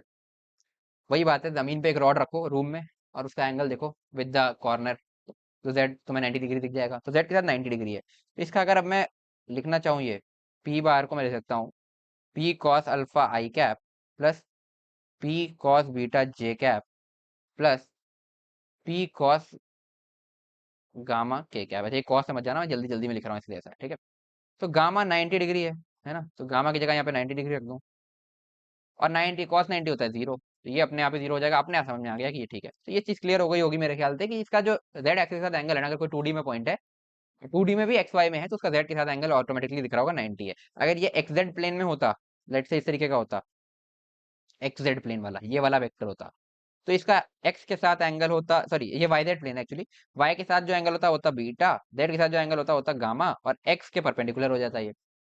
तो इस तरीके से मेरे ख्याल से 2D में समझ में आ ही गया होगा कि जो तीसरा जिसके प्लेन में नहीं है, जिसके परपेंडिकुलर है, उसका कोसाइन अपने आप 0 हो जाएगा, दिख रहा है ना। बट अब मैं क्या करूं, इसी वेक्टर को उठा लूं, है ना, ध्यान से देखना, इसी वेक्टर को ऐसे करके उठा के यहां रख दूं, है ना। अब ये डायगोनल पे चला गया। एक काम करता हूँ, पहले डुप्लीकेट करना चाहिए था मेरे को, है ना। अब देखो, डुप्लीकेट कर दिया। भाई क्या हो रहा है, सुपर सुपर इम्पोज करो, फिर उठा करके यहाँ रख दो। अब मैंने क्या किया, इस पॉइंट को उठा के यहाँ कर दिया। ठीक है, तो अभी भी इसका जो प्रोजेक्शन है, ध्यान से देखना, इसका प्रोजेक्शन ये है। अब जो ये आर बना नया पॉइंट, ये, तो ये जो ओ आर का एक्स वाई प्लेन में प्रोजेक्शन है वो यही है अभी भी। ठीक है, तो एक्स वाई प्लेन पे प्रोजेक्शन क्या एंगल बना रहा है, एक्स के साथ अल्फा, वाई के साथ बीटा। तो ये हमने छेड़छाड़ नहीं करी, हमने बस जेड के साथ जो एंगल पहले 90 था उसको कुछ कम कर दिया, और अब ये हो गया गामा। तो अब ये जेड के साथ एंगल बना लेगा गामा। बाकी इसके प्रोजेक्शन अगर तुम बनाओगे, तो वो एक्स और वाई के साथ अल्फा बीटा बनाएंगे, जो कि एक्स और वाई के साथ ही एंगल है। प्रोजेक्शन के थ्रू ही हम विजुलाइज कर सकते हैं, अदरवाइज विजुलाइज नहीं कर पाओगे, क्योंकि हवा में हो जाएगा एक्स और वाई के रिस्पेक्ट में, तो तुम एंगल कैसे देखोगे। बट उसको हम करते क्या है, अब जैसे जेड के साथ हमने बनाया, और बाकी दूसरे प्लेन में हमने प्रोजेक्शन ले लिया। तुम ये भी कर सकते थे, इसका एंगल विद किसी और प्लेन के साथ ले लेते, लेट से वाई के साथ लेते, तो एक्स जेड प्लेन पे तुम इसका प्रोजेक्शन लेते, फिर उस हिसाब से एंगल डिफाइन करते। बट उसमें मत जाओ, अभी कॉम्प्लिकेशन हो जाएगा फालतू का। इतना समझो कि z के साथ जो एंगल पहले 90 था, उसको हमने कुछ कम कर दिया, क्योंकि ये पॉइंट उठा लिया हमने ऊपर। बट x के साथ अल्फा, y के साथ बीटा था, उसको चेंज नहीं किया। तो z, अब ये z के साथ गामा बना रहा है, x के साथ अल्फा बना रहा है, y के साथ बीटा बना रहा है। ठीक है, और अगर मुझे ये ना गिवन होता, केवल ये गिवन होता, तो हम ये बोलते z के साथ गामा बना रहा है, फिर इसका प्रोजेक्शन लूंगा मैं एक्स वाई प्लेन पे, या मैंने प्रोजेक्शन ले लिया, ये वाला ओपी जो है इसका प्रोजेक्शन हो गया। प्रोजेक्शन x के साथ अल्फा बना रहा है और y के साथ बीटा बना रहा है, तो ये इसके कोसाइन हो गया अल्फा बीटा गामा। ठीक, तो इस पर्टिकुलर वेक्टर के लिए मैं लिख सकता हूँ this O R bar is equal to, इसकी लेंथ में बोल देता हूँ आर, है ना, आर कॉस अल्फा आई cap plus R cos beta J cap plus R cos gamma के कैप। ठीक है भाई, आगे बढ़ते हैं। चलो, तो इसी डायरेक्शन क्वेश्चन में हमने बात की, कोई एक वेक्टर है ए बार, तो मैं उसको ऐसे लिख सकता हूँ, ए cos alpha I cap plus A cos beta J cap plus A cos gamma के कैप। क्लियर। इसमें अगर मैं ए कॉमन ले लूँ, तो अंदर आ जाएगा कॉस अल्फा आई cap plus cos beta J cap plus cos gamma के कैप। क्लियर। अब ध्यान से देखो, ये ए वेक्टर है, तो ये जो ए है ये एक्चुअली में क्या है, मैग्नीट्यूड ऑफ ए वेक्टर नहीं है, ये खुद ही बताओ। यही तो है, मैग्नीट्यूड ऑफ ए वेक्टर ही तो है ना, ये जो ए गिवन है, मतलब इस वेक्टर की लेंथ। ठीक है, तो मैग्नीट्यूड के साथ कोई एक वेक्टर मल्टीप्लाई हो रहा है और वो उस वेक्टर को मतलब वो वेक्टर दे रहा है, तो मैग्नीट्यूड के साथ क्या मल्टीप्लाई होता है जो हमें वेक्टर मिलता है, यूनिट वेक्टर। तो सीधे सीधे समझ में आ गया कि ये जो पूरा का पूरा वेक्टर है ना, ये एक यूनिट वेक्टर है, which gives direction of a bar, which gives direction of a bar. तो अगर ये यूनिट वेक्टर है तो हम इसके लिए बोल सकते हैं इसका मैग्नीट्यूड, तो मैग्नीट्यूड ऑफ दिस वेक्टर है ना इज इक्वल टू 1 होना चाहिए। तो इसका मैग्नीट्यूड क्या होगा, अंडर रूट ऑफ एक्स। अभी हमने बात की कि अगर 3D में इस तरीके का I cap J cap K cap के फॉर्म में दिया हो, तो under root P X square plus P Y square plus P Z square magnitude होता है। तो पी एक्स स्क्वायर, तो पी एक्स हो जाएगा कॉस अल्फा का स्क्वायर हो जाएगा cos square alpha, plus P Y square, P Y है कॉस बीटा का स्क्वायर हो जाएगा cos square beta, plus gamma, तो ये हो जाएगा कॉस स्क्वायर गामा।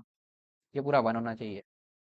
दोनों साइड स्क्वायर कर दोगे तो तुम्हें मिल जाएगा cos square alpha plus cos square beta plus cos square gamma is equal to 1। ये भी चीज तुम्हें यहाँ से प्रूव होती मिल गई। एक और चीज इसमें पॉइंट जो ध्यान रखते हैं, ये चलो।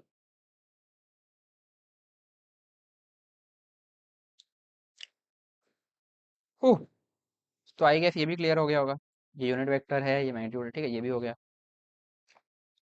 अब कभी कभी एक चीज पूछ लेता है क्वेश्चन में इस तरीके से, find direction of vector A bar. Generally 2D vectors में जब ए बार तुम्हें इस तरीके का गिवन हो, ए एक्स आई कैप प्लस ए वाई जे कैप, ठीक है, ये कोई थ्योरी नहीं है, एक पॉइंट है बस कि डायरेक्शन पूछ रहा है तो इसका मतलब क्या पूछ रहा है, वो पूछना ये चाह रहा है कि इस तरीके का अगर वेक्टर है a x I cap plus A y J cap, तो उसका डायरेक्शन क्या होगा। तो ध्यान से देखना, अगर कोई वेक्टर है इस तरीके का 2D में, है ना, ए बार, इसका कंपोनेंट अगर मैं कर लूँ तो ये आएगा ए एक्स, है ना, ये लेट से एंगल थीटा बना रहा था विद हॉरिजॉन्टल, ठीक है, और ये ए वाई।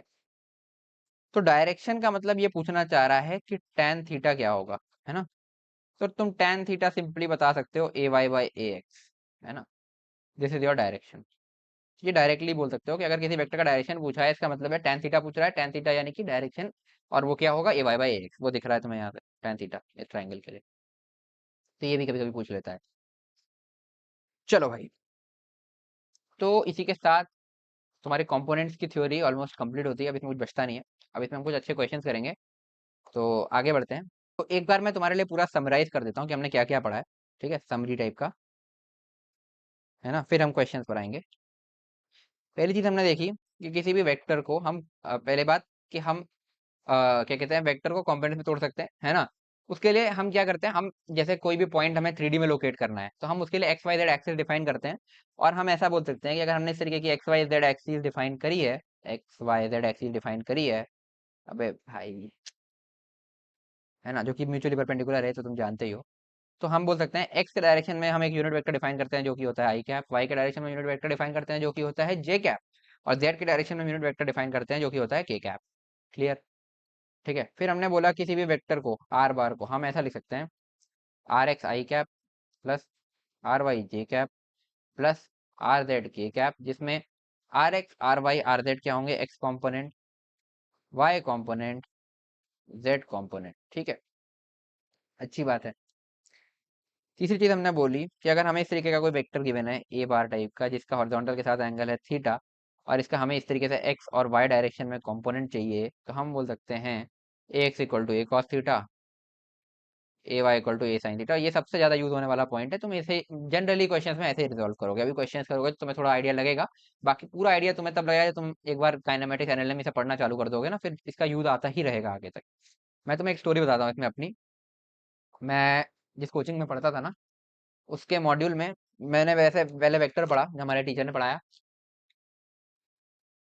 फिर उसके मॉड्यूल में कुछ सिंपल सिंपल क्वेश्चन थे, यही क्या कहते हैं, ये रिजोल्यूशन एडिशन इस टाइप के, वो भी मेरे से नहीं हो रहे थे, है ना। तो क्या हुआ, वो छूट गए, है ना। और हमारे टाइम पे चल रहा था ऑनलाइन, ठीक है। तो ऑनलाइन के बेनिफिट्स बहुत है, बट एक नुकसान है कि तुम टीचर से डायरेक्ट कांटेक्ट नहीं कर पाते हो, है ना। तो यही हुआ कि जो है मैंने क्या किया, उस समय उस डाउट को स्किप ही कर दिया और मैंने वो छोड़ दिया क्वेश्चन, ठीक है, सर्कल मार के अपनी बुकलेट में छोड़ दिया कि भाई नहीं हो पाएंगे, है ना, अभी के लिए बहुत इजी क्वेश्चन थे। और उसके बाद मैंने फिर आगे काइनेमेटिक्स क्योंकि चालू हो गया था, तो मुझे साथ साथ भी चलना था। तो काइनेमेटिक्स एनएलएम वगैरह सब पढ़ लिया, 2-3 महीने हो गए। उसके बाद मैंने कहा कि चलो आज वेक्टर रिवाइज कर लेते हैं। रिवाइज करने के लिए मैंने बुकलेट खोली, मैंने वो सर्कल वाले क्वेश्चन देखे, मैंने बिना पेन उठाए सॉल्व कर दिए।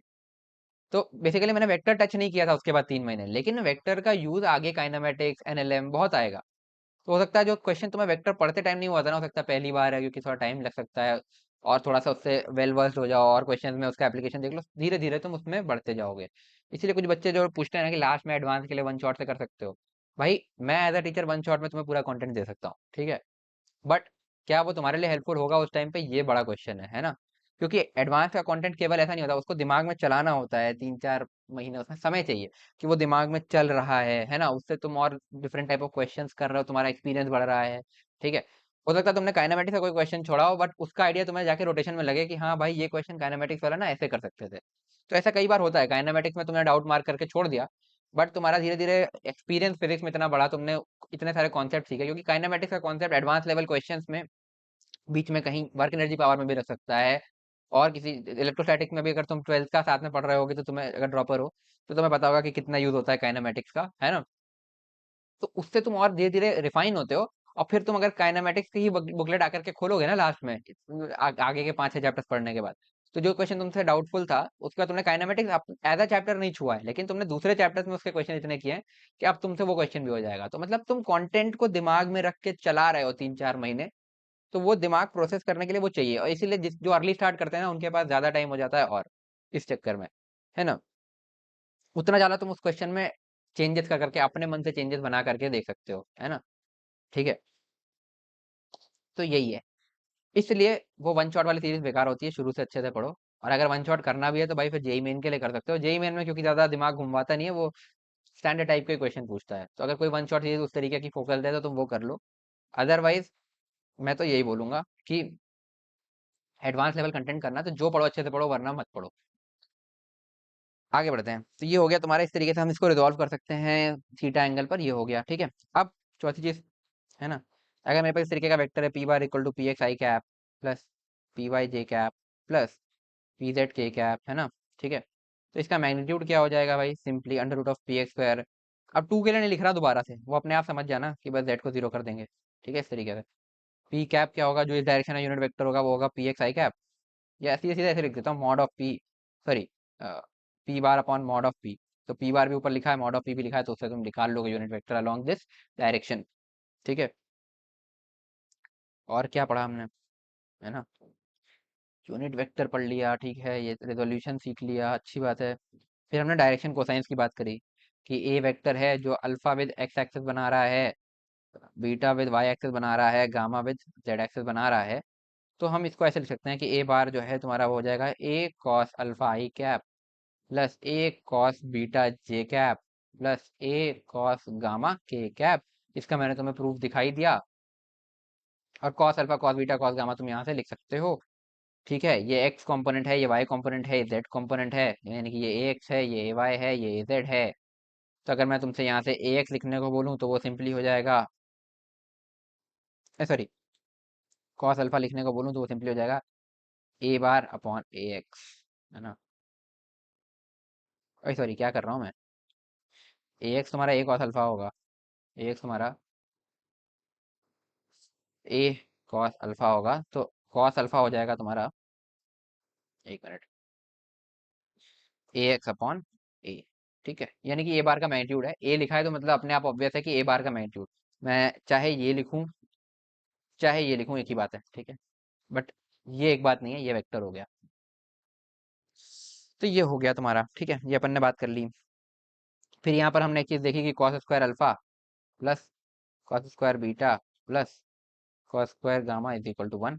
और आखिरी चीज जो हमने डिस्कस करी, पॉइंट नंबर 6, कि अगर कोई वेक्टर है इस तरीके से ए बार टाइप का जो हॉरिजॉन्टल से थीटा एंगल बना रहा है, अगर इसका डायरेक्शन पूछा है, तो डायरेक्शन का मतलब हो रहा है कि वो पूछना चाह रहा है टेन थीटा क्या होगा, और टेन थीटा तुम्हें सीधे सीधे दिख जाएगा अगर तुम इसको रिजॉल्व करोगे। तो एक आएगा इधर ए एक्स, एक आएगा इधर ए वाई, तो टेन थीटा हो जाएगा तुम्हारा ए वाई बाय ए एक्स, ठीक है।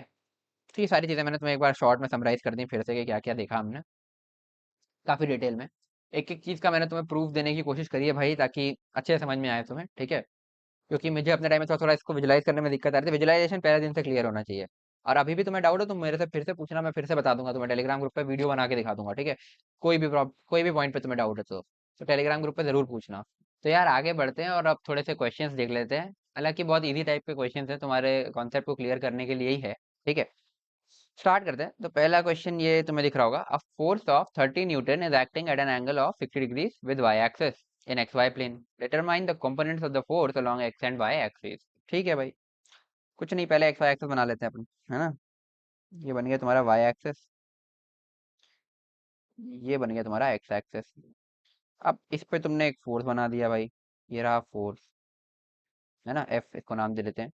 और लेट से ये एंगल 60 डिग्री है और इसका मैग्नीट्यूड कितना है भाई, 30 न्यूटन का। 30 न्यूटन का फोर्स तुमने ये बना दिया जिसका एंगल वाई एक्सिस के साथ 60 डिग्री का है। तो ध्यान से देखो क्वेश्चन में पूछा गया है। ठीक है, आगे बोल रहा है determine the component of the force along X and Y axis. बहुत बढ़िया, पहले वाई कंपोनेंट ही बता देते हैं भाई। वाई कंपोनेंट इसका होगा ऐसा, एक मिनट, सही बनाया, हाँ ठीक है। तो वाई कंपोनेंट इसका बनेगा ये, और ये साफ साफ दिख रहा है, अभी हमने कोसाइन स्टिक्स की बात करी। तो ये 30 कॉस 60 हो जाएगा, क्योंकि इसके और वाई एक्सिस के साथ में एंगल 60 डिग्री है, तो 60 डिग्री की तरफ गिरा रहे हैं। अगर 60 डिग्री पे प्रोजेक्शन गिरा रहे हैं तो ये कितना हो जाएगा भाई, 30 कॉस 60 डिग्री। तो यहाँ पर अपन डायरेक्टली लिख सकते हैं कि ये हो जाएगा 30 कॉस ऑफ 60 डिग्रीज, यानी कि कॉस 60 कितना होता है, हाफ, तो 30 इंटू हाफ, तो ये हो जाएगा 15 न्यूटन का कंपोनेंट। इसका वाई कंपोनेंट तो 15 न्यूटन का आ गया। एक्स कंपोनेंट की बात करते हैं। एक्स कंपोनेंट होगा ये। अब एक्स कंपोनेंट को समझने के दो तरीके हैं। पहला तो ये कि कोसाइन सेक में हमने पढ़ा था, जिसकी तरफ गिरा रहे हैं उसका कॉस, और दूसरा जो उसका परपेंडिकुलर डायरेक्शन है उसमें होगा साइन। ठीक है, तो ये हो जाना चाहिए सीधा सीधा 30 साइन 60 डिग्री, है ना। एक तरीका ये हो गया। दूसरा तरीका समझने का ये हो गया कि अगर ये एंगल 60 डिग्री है, टोटल 90 है, तो ये वाला एंगल तुम्हारा 30 डिग्री हो जाएगा। 30 डिग्री हो जाएगा, तो हम इसको ऐसा भी बोल सकते हैं कि इस 30 न्यूटन को हमने 30 डिग्री पे गिरा दिया, तो हम इसको 30 कॉस 30 डिग्री भी बोल सकते हैं। और वो तुम वैसे भी देख सकते हो कि साइन 60 और कॉस 30 सेम ही चीज है, क्योंकि sine 90 minus theta equal to cos theta. ठीक है भाई, तो ये तुम्हारा सिंपली यहाँ से दोनों सही में लिख सकता हूँ, 30 इंटू साइन 60 या कॉस 30 दोनों की वैल्यू होती है √3/2। तो ये हो जाएगा तुम्हारा 15 √3 न्यूटन। तो ये आ गया तुम्हारा एक्स कंपोनेंट, और ये था तुम्हारा वाई कंपोनेंट। तो यही पूछा था और ये हमने निकाल दिया। आगे बढ़ते हैं भाई।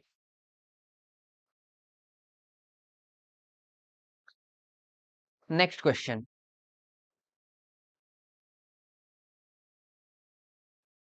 इसमें बोल रहा है find magnitude and direction of following vectors and also unit vector along A vector and B vector.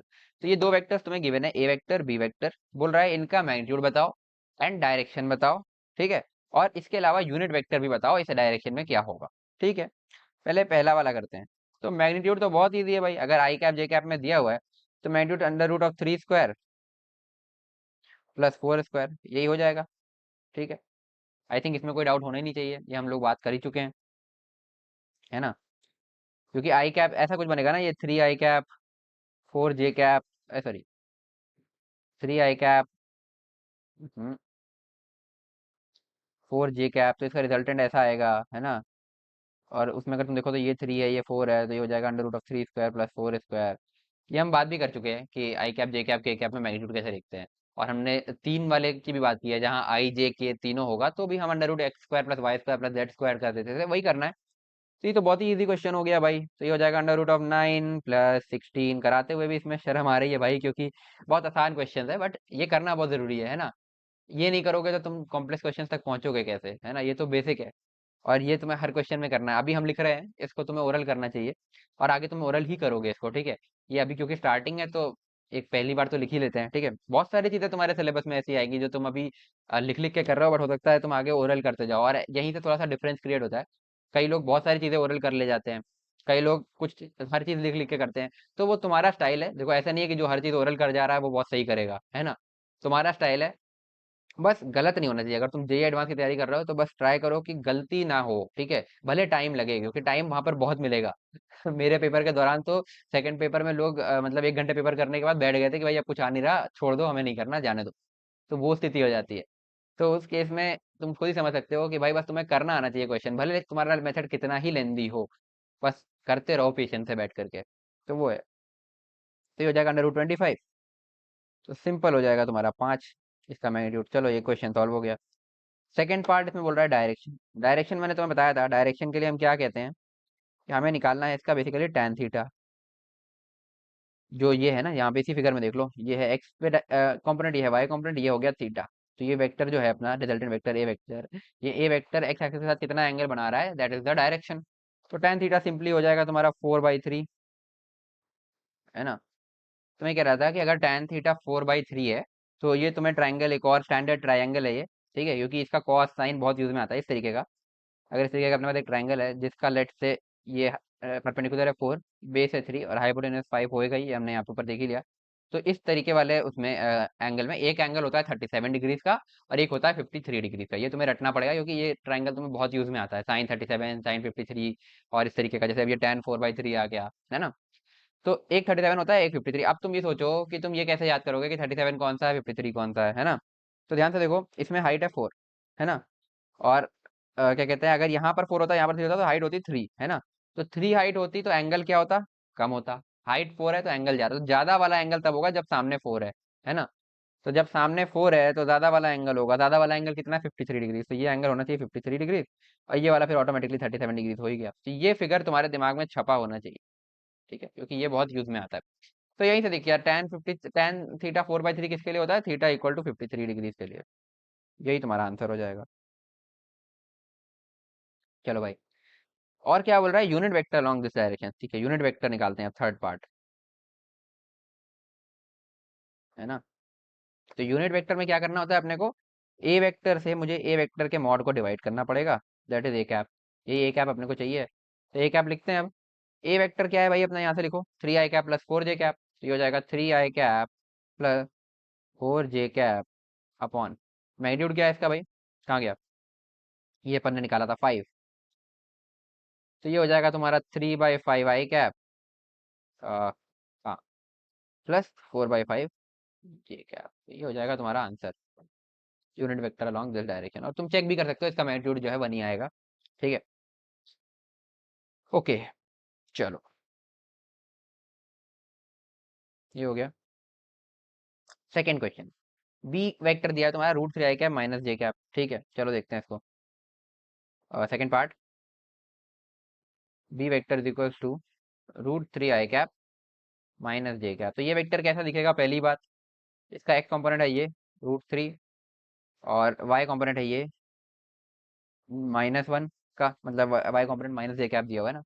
तो इसका रिजल्टेंट हम ड्रॉ कर लेते हैं। तो इसका रिजल्टेंट ये बनेगा इस तरीके का, ठीक है, ये बन गया रिजल्टेंट। अब इसका तुम्हें वही सेम चीजें पूछा है, मैग्नीट्यूड डायरेक्शन। तो मैग्नीट्यूड सबसे पहले, अब मैं जल्दी जल्दी करूंगा, ठीक है, पहली बार समझा रहा था, अब मैं वैसे करूंगा जैसे तुम्हें करना चाहिए आगे। चलो, मैग्नीट्यूड हो जाएगा √√3 का स्क्वायर प्लस 1 का स्क्वायर प्लस -1 का स्क्वायर। तो -1 तो 1 एक ही बात है ना, स्क्वायर में तो माइनस हट ही जाएगा।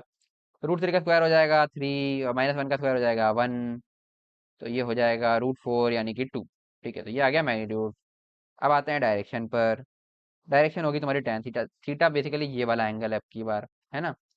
तो अपने को वैसे डायरेक्टली दिख रहा है, तुम एंगल या तो ऐसे डिनोट कर दो, है ना, कि theta equal to minus some angle, जो भी आंसर है ना। अगर मैं ऐसे बोलता हूँ tan theta is equal to this one, अगर मैं मैग्नीट्यूड वाइज रख लूँ, ये लेंथ 1 है, ये लेंथ √3 है, 1/√3, है ना, ठीक है।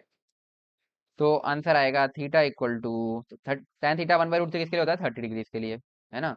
बट क्या आंसर हमारा 30 डिग्रीज है, नहीं, एंगल हमारा आंसर है थीटा इक्वल टू -30 डिग्रीज। क्यों, क्योंकि ये देखो एक्स एक्सिस अगर ये है, वाई एक्सिस ये है, तो अगर हम एंटी क्लॉकवाइज चल रहे हैं, सॉरी क्लॉकवाइज चल रहे हैं, तो एंगल हमारा क्या होता है, नेगेटिव होता है। ये हमने ऑलरेडी बात कर रखी है जब हमने ट्रिग्नोमेट्री वाला पार्ट पढ़ा था, ठीक है, पहली चीज। दूसरी चीज, तुम ये भी कह सकते थे यहाँ पे, है ना, एक तो ये तरीका के एंगल, ये तुमने -1 को ना 1 रख लिया यहाँ पर, मतलब ये तुमने विजुलाइज कर लिया कि जो एंगल बनेगा ना वो नीचे की तरफ बनेगा, ठीक है, ये तुमने विजुलाइज कर लिया और 1/√3 रख के कर लिया। दूसरा तुम ऐसे भी कर सकते थे कि tan थीटा इक्वल टू -1/√3, है ना। तो tan थीटा नेगेटिव कहाँ कहाँ होता है, पहली बात तो आंसर आएगा 30 डिग्री ही आएगा, ठीक है। ये बताओ, tan थीटा नेगेटिव कहाँ कहाँ होता है, फर्स्ट क्वाड्रेंट में नहीं होता, सेकंड क्वाड्रेंट में हो सकता है, थर्ड क्वाड्रेंट में नहीं होता, और फोर्थ क्वाड्रेंट में भी हो सकता है।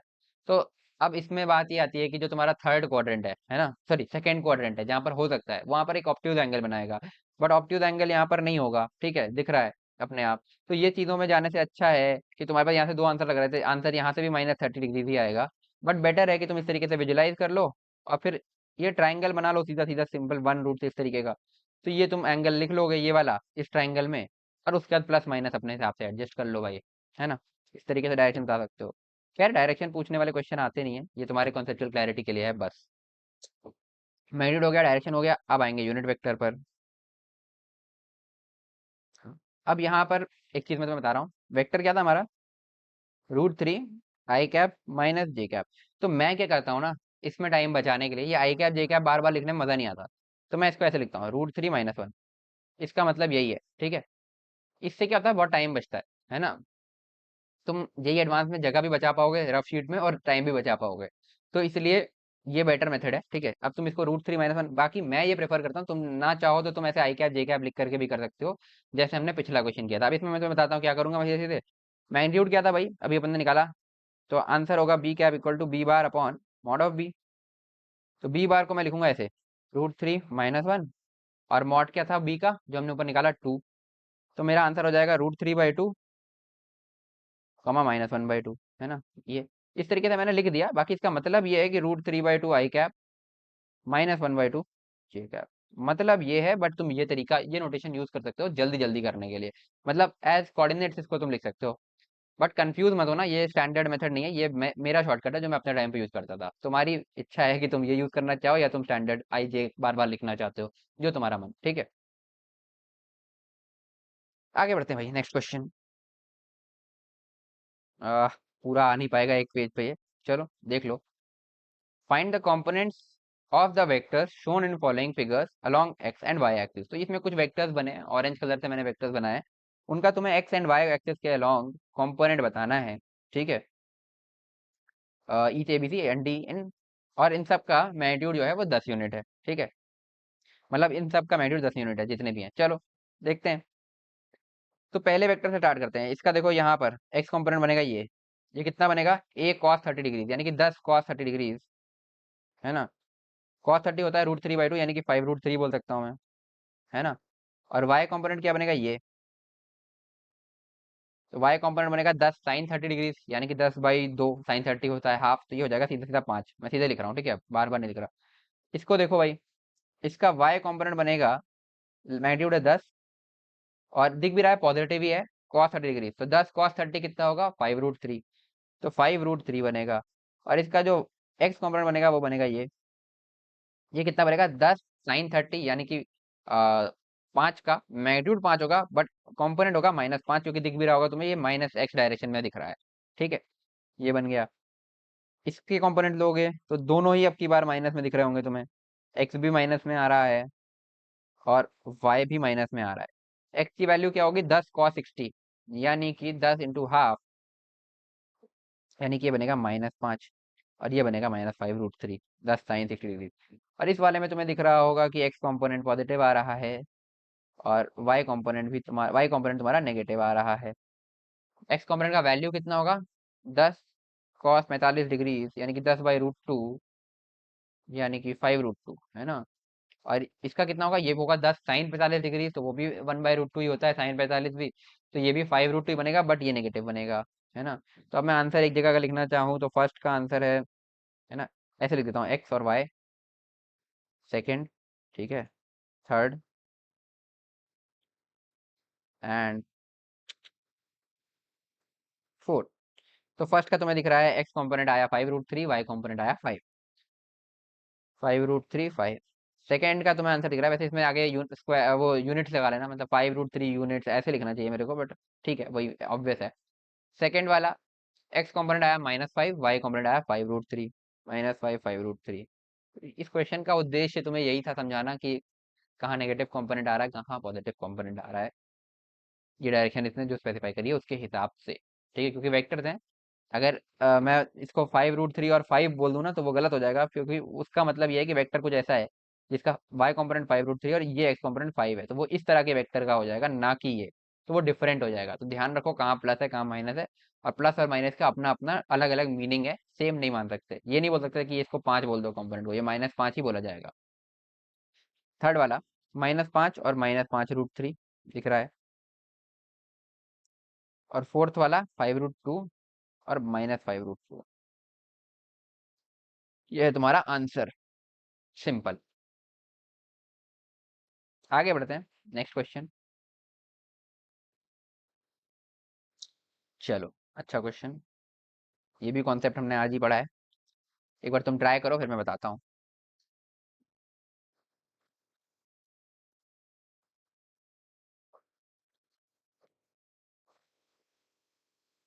हम्म, तो समझते हैं यार इस क्वेश्चन को। बोल रहा है a vector is 2i cap minus J cap plus 2k cap. अब इसके एंगल बताने with X Y Z axis. अच्छी बात है भाई। तो हमने एक चीज पढ़ी अभी, कि हम ए वेक्टर को ऐसा लिख सकते हैं, A x I cap plus A y J cap plus a z के कैप। यही कंसेप्ट हमने अभी पढ़ा। तो यहाँ से हमने बोला कि अगर मुझे एक्स एक्सेस के साथ एंगल लिखना है, कॉस अल्फा, तो वो आता है तुम्हारा,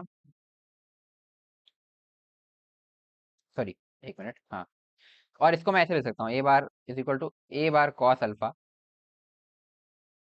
आई cap plus a sine alpha j cap plus ये एक मिनट, बार क्यों लगा रहा हूँ मैं, a cos alpha a sine a cos beta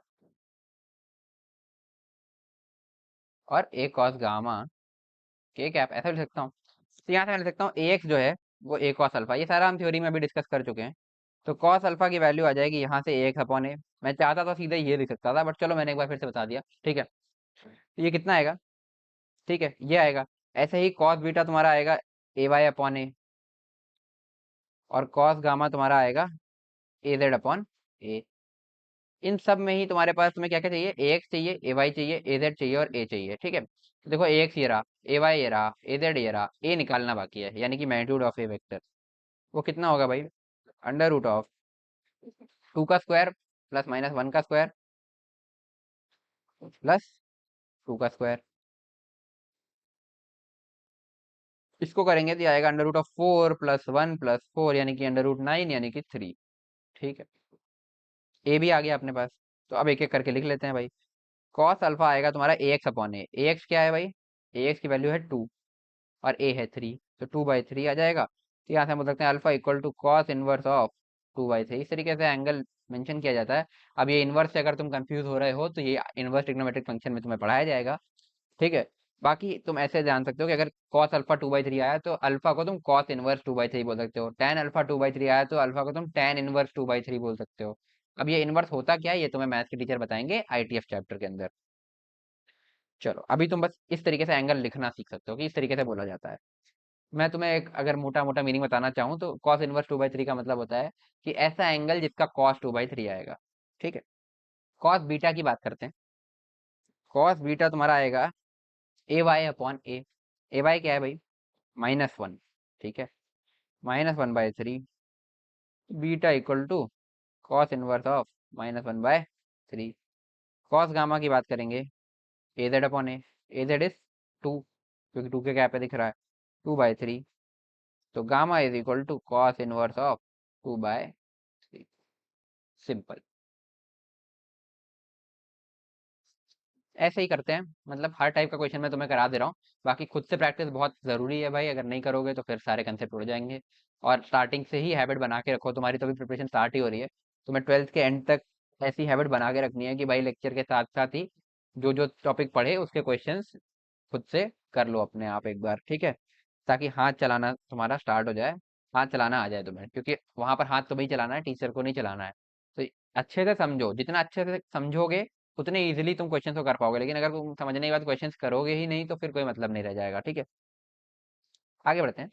if a vector is this, b vector is this, दो वेक्टर्स दिए हैं, then find a vector having same magnitude as b and direction parallel to a. यानी कि a vector कुछ ऐसा है, mod of a cap.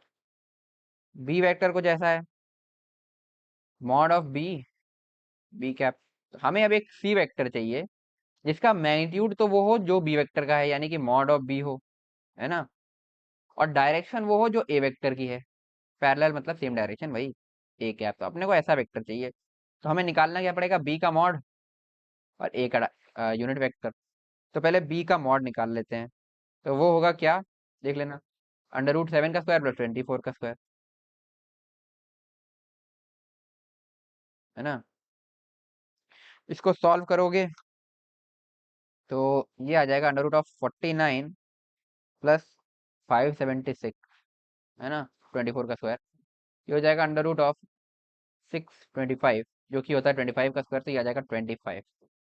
ठीक है। तो बी का मॉड निकाल लिया अपन ने। अब अपने को चाहिए ए कैप, यानी कि ए वेक्टर के अलॉन्ग यूनिट वेक्टर।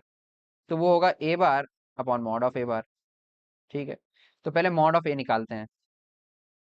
तो वो होगा कितना, ये 3 4 है तो साफ साफ दिख रहा है, अब ये बताने की जरूरत नहीं पड़ रही, ये 5 होना चाहिए। Under root 3 square plus 4 square, ये 3 4 5 वाला ट्राइंगल मैंने तुम्हें बोला ना बहुत बार दिखेगा, तो वही है।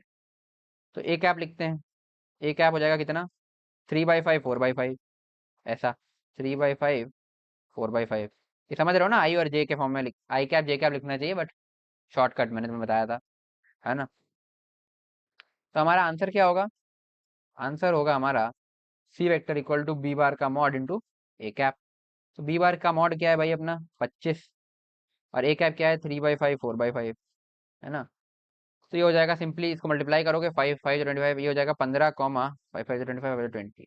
इसका मतलब क्या है, 15 आई कैप प्लस 20 जे कैप, आंसर।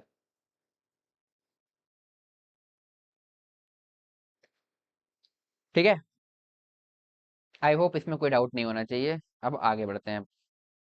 हम्म, चल। तो यार अब आगे बढ़ते हैं और अपना नेक्स्ट टॉपिक समझते हैं, जो कि है addition of vectors by means of components. यानी कि कंपोनेंट्स का यूज करके हम एडिशन ऑफ वेक्टर्स कर सकते हैं। ठीक है।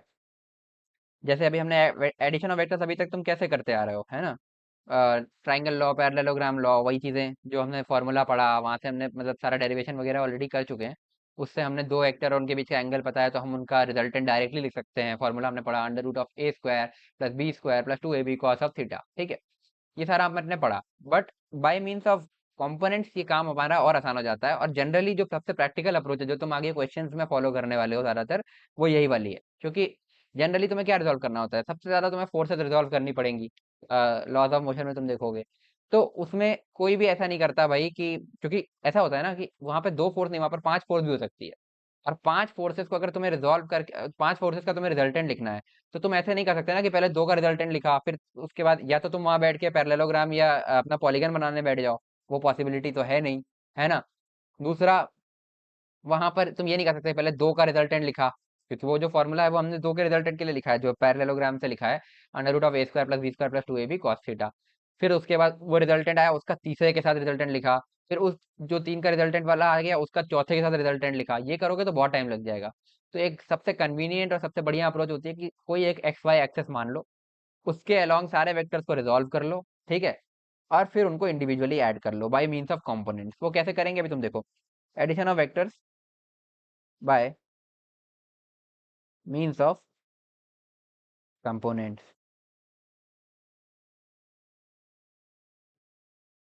चलो बात करते हैं इसकी। लेट से तुम्हारे पास एक वेक्टर है ये इस तरीके का, ए एक्स आई कैप, मतलब तुमने इसके कंपोनेंट्स ऑलरेडी कर लिए एक्स वाई जेड में, ए y J cap plus a z के कैप। ये है तुम्हारे पास ए वेक्टर। दूसरा तुम्हारे पास वेक्टर है बी वेक्टर, जो कि होगा अ, इस तरीके का, बी एक्स आई कैप प्लस बी वाई जे कैप प्लस बी जेड के कैप। ठीक है भाई। तो अब तुम्हें अगर ए वेक्टर प्लस बी वेक्टर लिखना है, तो तुम डायरेक्टली कह सकते हो कि वो हो जाएगा ए एक्स प्लस बी एक्स आई कैप, मतलब कंपोनेंट्स को इंडिविजुअली मैं ऐड कर दे रहा हूँ, plus A x, sorry, A Y plus b Y J cap plus a Z plus B Z के कैप। ठीक है। ये हो गया तुम्हारा ए वेक्टर प्लस बी वेक्टर। ऐसे ही अगर मुझे ए वेक्टर माइनस बी वेक्टर लिखना है, तो वो भी मैं डायरेक्टली कर सकता हूँ कंपोनेंट्स को सब्ट्रैक्ट करके, ए x minus B x I cap plus A Y minus B Y J cap plus a Z minus B Z के कैप, ऐसा। तो अभी मैं तुम्हें इसका यूज करके दिखाता हूँ कि फायदा क्या होता है इससे। ठीक है। सिमिलरली, ये तो हो गई दो वेक्टर्स की बात। दूसरा, अगर मेरे पास एन वेक्टर्स हो, है ना, एन वेक्टर्स हो कैसे, जैसे लेट से मेरे पास ए वन वेक्टर है, जो कि है तुम्हारा ए वन एक्स आई कैप, या ये A1 B1, ठीक है चलो, हाँ, प्लस A2X, सॉरी क्या कर रहा हूँ, A1Y जे कैप प्लस A1Z के कैप। मेरे पास A2 वेक्टर है, A2X सब्सिट्यूट में लिखो ना, प्लस A2Y जे कैप प्लस A2Z के कैप। फिर मेरे पास ऐसे करते करते n वेक्टर्स हैं, ठीक है, ऐसे मेरे पास n वेक्टर्स हैं। और मेरा आखिरी वेक्टर है an वेक्टर, जो कि है ANX आई कैप प्लस ANY जे कैप प्लस ANZ के कैप। तो इस तरीके से मेरे पास n वेक्टर्स है, जिनके मुझे इस तरीके से कॉम्पोनेंट फॉर्म में मैंने लिख लिया। तो मुझे अगर इन सब का रिजल्टेंट लिखना है, यानी कि A बार, है ना, sorry A1 bar plus A2 bar plus A3 bar plus and so on plus AN बार, अगर मुझे ये लिखना है ये, तो इसको मैं कह सकता हूँ इज इक्वल टू, ये हो जाएगा, पहले एक्स कॉम्पोनेंट्स को ऐड कर दूंगा, A1X plus A2X plus and so on plus ANX I cap plus A1Y plus A2Y plus and so on plus ANY J cap plus ANZ, sorry A1Z plus A2Z plus and so on plus ANZ के cap, है ना। और इसी को मैं अगर sigma notation में लिखना चाहूँ तो मैं ऐसा बोल सकता हूँ कि सिग्मा ए वेक्टर, ए आई वेक्टर, है ना, आई इक्वल टू 1 से लेकर के n, इस तरीके से सिग्मा लिखा जाता है कि जहां जहां देखो 1 है, 2 है, 3 है, 1 की जगह मतलब आई, उस 1 2 3 को मैंने आई से रिप्लेस कर दिया। इसका मतलब है पहले मैं आई इक्वल टू 1 रखूंगा, फिर ऐड करूंगा आई इक्वल टू 2 रखूंगा, फिर ऐड करूंगा आई इक्वल टू 3 रखूंगा। कब तक रखूंगा, जब तक आई इक्वल टू n तक नहीं पहुंच जाता, ठीक है। ये हो गया LHS का sigma notation, is equal to sigma a i x, वही आई इक्वल टू 1 से लेकर के n, i cap plus sigma a i y, i equal to 1 से लेकर के n, j cap plus sigma i equal to 1 से लेकर के n, ए आई जेड के कैप। अच्छा, ये सिग्मा नोटेशन से डरना मत, क्योंकि इससे डरने का तुम्हारे पास ऑप्शन नहीं है ना। मैंने भी बहुत डरता था इससे, मैंने जेई में किसी तरीके से अवॉइड किया, खैर इससे काम बहुत आसान हो जाते हैं, है ना। बहुत सारे क्वेश्चन तुम इजीली, अब देखो इतना लंबा स्टेटमेंट लिखने से अच्छा ये तुमने लिखा ना, इतना लंबा लाइन लिखने से अच्छा ये लिखा, ठीक है। सुनने में थोड़ा, समझने में अजीब लगता है, बट शुरू से ही, इसलिए मैं कह रहा हूँ एकदम तुम आदत डालो वेक्टर से ही। मैंने ये वाली चीज तुम्हें शायद बुक्स में नहीं मिलेगी, बट मैंने इसलिए कराई ताकि तुम्हें शुरू से सिग्मा नोटेशन लिखने की भी एक मतलब डर ना हो अंदर से, तुम्हें वेक्टर से लिखना आना चाहिए। हर चैप्टर में हम इसका यूज करेंगे कहीं ना कहीं, है ना। और मैथ्स में तो बहुत खुलेआम यूज होता है ये। और तुम अगर ये सोच रहे हो कि तुम इसका इससे पीछे छुड़ा लोगे, तो हो सकता है फिजिक्स में तुम पीछे छुड़ा लो, क्योंकि फिजिक्स के क्वेश्चन तुम कर लोगे, इतनी ज्यादा टफ मैथ्स उसमें नहीं आएगी।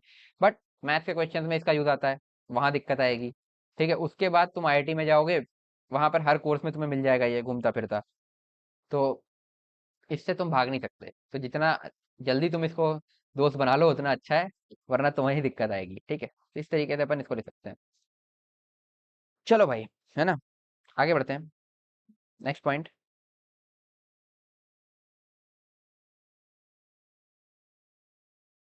हम्म तो अपन ने बोला कि अगर अपने पास, अब मैं दो वेक्टर पर ही आ जा रहा हूँ वापस से, ठीक है।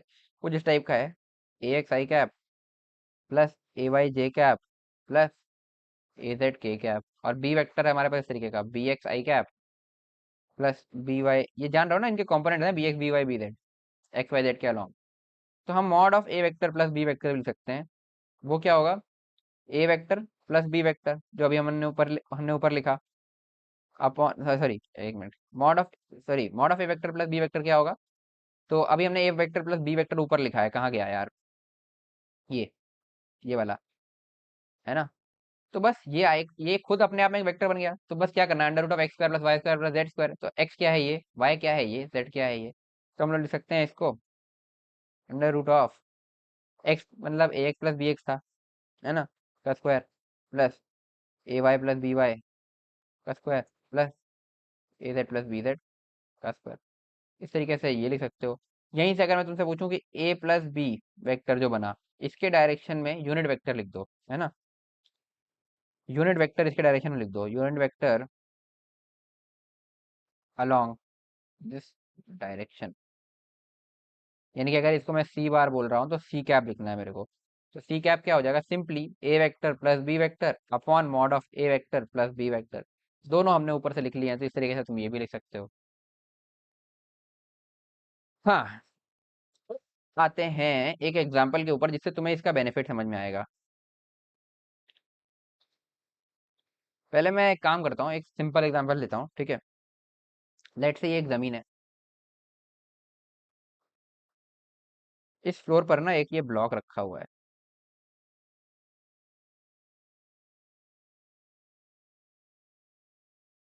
इस तरीके का, ठीक है।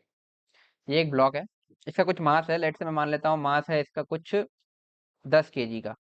चलो 10 kg मैंने मान लिया अभी के लिए, ठीक है।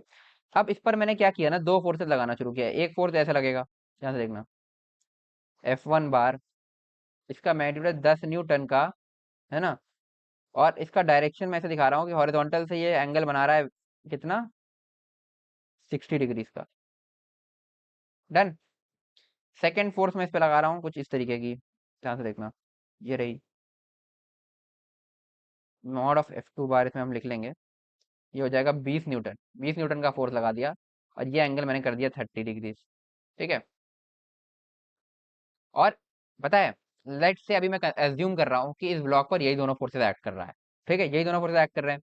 तो मुझे अगर F1 और F2 का रिजल्टेंट बताना है ना, यानी कि मुझे F1 बार प्लस F2 बार बताना है क्या होगा। तो मेरे पास इसमें दोनों तरीके हैं, या तो मैं ऐसे जा सकता हूँ, है ना, अपने पैरेललोग्राम लॉ से, है ना। और दूसरा है कि मैं कंपोनेंट्स ले सकता हूँ, है ना। तो मैं बता रहा हूँ कि हम लोग जनरली ना, अभी तुम खुद जब आगे क्वेश्चंस करोगे तुम खुद देखोगे कि तुम खुद ही आगे कंपोनेंट वाला मेथड प्रेफर करोगे। क्यों? क्योंकि ये फोर्सेस दो से ज्यादा भी हो सकती हैं। दो का तो चलो तुम पैरेललोग्राम लॉ से कर लो, बट अगर दो से ज्यादा है तो क्या करोगे, तो वही समझते हैं। तो मुझे यहाँ पर कन्वीनियंट क्या दिख रहा है इस फिगर को देख करके, कि मैं इस डायरेक्शन में मान लूँ एक्स एक्सेस, और इस डायरेक्शन में मान लूँ वाई एक्सेस। मान लिया मैंने भाई। तो अब दोनों फोर्सेस के मैं एक्स और वाई कंपोनेंट सिंपली सिंपली लिखूंगा। F1 का लिखते हैं, पहले F1 को रिजॉल्व कर लें, ये चलो पहले F2 को रिजॉल्व कर लेते हैं। F2 को रिजॉल्व करेंगे तो इधर आएगा F2 cos 30 डिग्रीज, ये आएगा F2 cos 30 डिग्रीज, यानी कि 20 × cos 30 डिग्रीज कितना हो जाएगा भाई, √3/2, यानी कि 10√3। ये इसका कंपोनेंट आ गया। इसका वाई कंपोनेंट लिखेंगे, ठीक है। वाई कंपोनेंट का कितना आएगा, 20 sin 30 डिग्रीज, यानी कि 20 × ½ यानी कि 10। सीधे सीधे लिख देता हूँ। F1 को रिजॉल्व करते हैं इन्हीं दोनों डायरेक्शन में, एक्स और वाई में। तो एक्स में इसका कंपोनेंट आएगा, मैं यहाँ ड्रॉ कर रहा हूँ, ठीक है, ताकि इसके आगे आ जाए। आएगा F1 cos 60 डिग्रीज, यानी कि 10 cos 60 डिग्रीज। 10 cos 60 कितना होगा, 5। या एक्चुअली मैं 10 cos 60 डिग्री मैं यहाँ पे लिख देता हूँ, चलो। F1 cos 60 डिग्रीज यानी कि 10, कैसे आया, × ½ यानी कि 5, है ना। तो 5 आ गया। और इसका वाई कॉम्पोनेंट मैं यहाँ पर ऐसे ड्रॉ कर रहा हूँ, ठीक है। ये कितना आएगा, ये आएगा तुम्हारा 10 sin 60 डिग्रीज, यानी कि 10 × √3/2 यानी कि 5√3। तो अब रिजल्टेंट है मेरे पास इन दोनों की पिक्चर क्या बनी, कुछ इस तरीके की, ध्यान से देखना, वही ब्लॉक है 10 kg का, है ना। तो इधर मेरे पास आया, येलो वाले से मैं बना रहा हूँ पहले F2 के रिजल्टेंट्स, तो वो आया कितने, 10√3 और ऊपर की तरफ 10। तो ये आया मेरा 10√3, ये आया मेरा, एक मिनट, ये आया 10। अब मैं वाइट से बना रहा हूँ F1 के रिजल्टेंट्स, तो ये कितने आए, 5 इधर और 5√3 ऊपर की तरफ। तो 5 इधर और 5√3 ऊपर की तरफ। इसको मैं डायरेक्टली, अब मैं इसको ऐसे भी लिख सकता हूँ कि F1 जो है मेरा वो आएगा 5i cap plus 5√3j cap, है ना।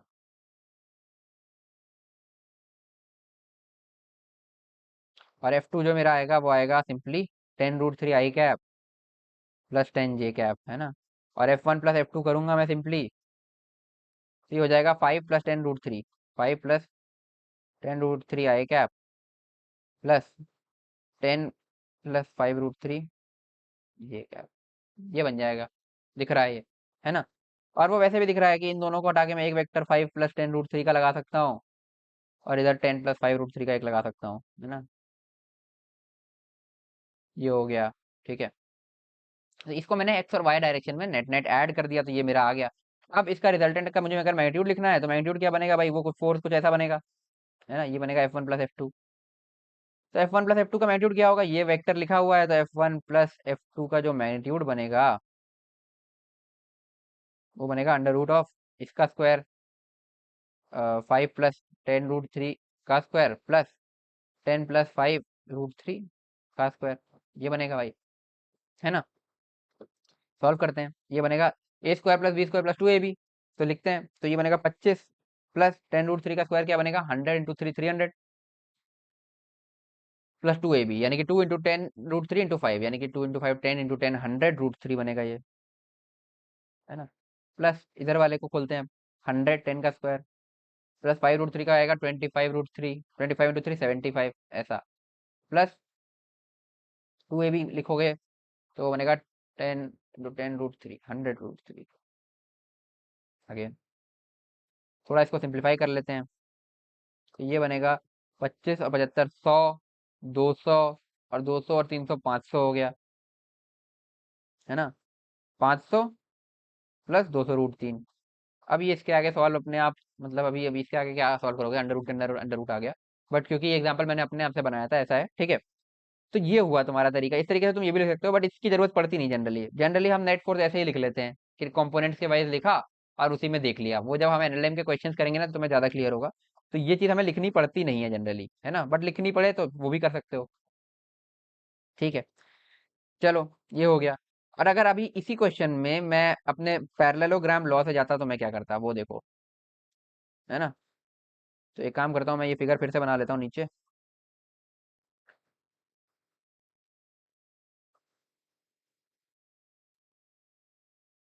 10 kg का ब्लॉक हो गया हमारा। तो एक फोर्स लग रहा था तुम्हारा F1, जो कि 10 न्यूटन का था, है ना। और ये एंगल कितना था भाई, 60 डिग्री। दूसरा फोर्स था तुम्हारा ये F2 बार, जो कि 20 न्यूटन का था और एंगल था 30 डिग्री। तो अब तुम F1 और F2 के बीच का अगर एंगल देखो, ये वाला, तो ये 60 - 30 30 डिग्री हो जाएगा। तो अब मेरे पास बेसिकली सिचुएशन क्या है, F1 10 न्यूटन का, F2 20 न्यूटन का, और एंगल इनके बीच का 30 डिग्री। तो मैं मॉड ऑफ F1 + F2 लिख सकता हूँ सिंपली, कितना, अंडर रूट ऑफ F1 का स्क्वायर यानी कि 100 प्लस F2 का स्क्वायर यानी कि 400 plus 2F1 F2 cos of theta, 2 × 10 × 20 × cos of 30 degree. इसको सॉल्व करूंगा, ये आएगा अंडर रूट ऑफ 500 प्लस, ये हो जाएगा 2 × 20 400, हाँ 400 कॉस 30 डिग्री। कॉस 30 डिग्री कितना होगा, √3/2, यानी कि आ जाएगा 200√3। सॉल्व करोगे तो यही आएगा। तो अगर मुझे इस तरीके से रिजल्टेंट ही लिखना है इन दो फोर्सेस का, तब तो मेरे पास तुम देख सकते हो ये मेथड बेटर लग रहा है। और इसका डायरेक्शन तुम बता ही सकते हो कि tan थीटा, ये जैसे लेट से अगर अल्फा एंगल बना रहा है तो tan अल्फा क्या होगा, है ना। ये भी तुम बता सकते हो Fy/Fx, उस तरीके से कर करके, ठीक है। अगर मुझे केवल रिजल्टेंट का मैग्नीट्यूड लिखना है तब तो ये तरीका बेटर है, बट मुझे रिजल्टेंट का मैग्नीट्यूड जनरली नहीं लिखना होता, मुझे नेट फोर्स लिखना होता है। कभी कभी इक्विलिब्रियम देखना होता है कि भाई नेट फोर्स 0 हो जाए, या नेट एक्सेलरेशन इस डायरेक्शन में क्या है, ये सारी चीजें वो तुम आगे समझोगे जब तुम क्वेश्चंस करोगे तब। तो जनरली हम ये वाला मेथड प्रेफर करते हैं, और एक और रीजन है ना। ये तो है ही है। अभी हमने कंसीडर किया कि इस ब्लॉक पर केवल एक ये दो फोर्सेस लग रही है, एक है ये अपना F1, जो कि ऐसे 60 डिग्री पर लग रहा है, एंगल कितना, इसका मैग्नीट्यूड है 10 न्यूटन। और दूसरा मेरे पास एक फोर्स था ये F2 20 न्यूटन का, जो कि 30 डिग्री पे लग रहा था। ये दो फोर्सेस मैंने अभी इस पे कंसीडर किया है, ठीक है। बट क्या है, कभी कभी क्वेश्चन में क्या होता है, इसके अलावा तुम्हारे पास यहाँ पे ऐसे लग रहा होता है वेट, 100 किलो का इसका वेट है, कैसे 10 × 10, है ना, 10 हमने G = 10 मान लिया। तो अभी तुम्हें ये नहीं समझ में आ रहा होगा, बट मैं तुम्हें बता रहा हूँ, तो ऐसे समझ लो कि ये वेट इस तरीके का लगता है कि जी, यानी कि 10 से मल्टीप्लाई कर दो 10 को, वैसे 9.8 होता है बट हम यहाँ पे 10 ले रहे हैं। फिर इसका एक नॉर्मल रिएक्शन का फोर्स लग रहा होता है, वो ऐसे लग रहा होता है। एक फ्रिक्शन का फोर्स लग रहा होता है, वो ऐसे लग रहा होता है। तो मेरे लिए बेस्ट क्या होता है कि मैं इन दोनों को भी ना इसी डायरेक्शन में रिजॉल्व कर लूं, और फिर नेट रिजल्टेंट मैं इसको सबको कंसीडर करके नेट रिजल्टेंट एक्स और वाई में लिख लूं। और उस नेट फोर्स से फिर मैं सब कुछ कर सकता हूँ, मैग्नीट्यूड निकाल सकता हूँ, या मुझे जो कुछ और भी करना है, डायरेक्शन स्पेसिफिक भी हमें कभी कभी चलना होता है कि इस डायरेक्शन में नेट फोर्स क्या है, इस डायरेक्शन में नेट फोर्स क्या है, वो क्वेश्चन में तुम देखोगे। तो इसलिए ये जनरली जो हम मेथड प्रेफर करते हैं वो होता क्या है, हम इसको कंपोनेंट्स देते हैं और उसके बाद ऐड सब्ट्रैक्ट करते हैं। वो कैसे, वो हमने ऊपर देख ही लिया कि कंपोनेंट्स अगर हमारे पास गिवन है तो हम डायरेक्टली एक्स कंपोनेंट्स को ऐड करेंगे तो हमें रिजल्टेंट का एक्स कंपोनेंट मिल जाएगा। डायरेक्टली वाई कंपोनेंट्स को ऐड करेंगे तो हमें रिजल्टेंट का वाई कंपोनेंट मिल जाएगा, और डायरेक्टली हम जेड कंपोनेंट्स को ऐड करेंगे तो हमें रिजल्टेंट का जेड कंपोनेंट मिल जाएगा। तो ये भी होता है, ठीक है। अब आगे प्रॉब्लम देखोगे तो तुम्हें ये चीज और क्लियर होगी। अब आगे बढ़ते हैं, कुछ क्वेश्चंस देखते हैं अपन, है ना। तो यार आगे बढ़ते हैं, इस पे क्वेश्चंस देखते हैं। तो पहला क्वेश्चन ये रहा, what is the magnitude and direction of the resultant of four coplanar forces F1 F2 F3 F4। तो चार फोर्सेस है तुम्हारे पास, F1 bar, F2 bar, F3 bar and F4 बार, जो तुम्हें इस तरीके से गिवन है यहाँ पर, ठीक है। और डायरेक्शन उनका दिया हुआ है, मैग्नीट्यूड और डायरेक्शन, तो तुम्हें बताना है इनका रिजल्टेंट कितना होगा। चलो देखते हैं, समझते हैं, ठीक है। तो पहले तो एक्स वाई एक्सिस बना लें, क्यों? क्योंकि देखो सारे डायरेक्शन कैसे दिए हैं, नॉर्थ साउथ वेस्ट ईस्ट, इस तरीके के। तो वही करते हैं अपन, है ना, इस तरीके से। कलर दूसरा लेते हैं, ऑरेंज ले लेते हैं, या चलो कौन सा ले लें, ब्लू ले लेते हैं, चलो, है ना। ये बन गया अपना नॉर्थ साउथ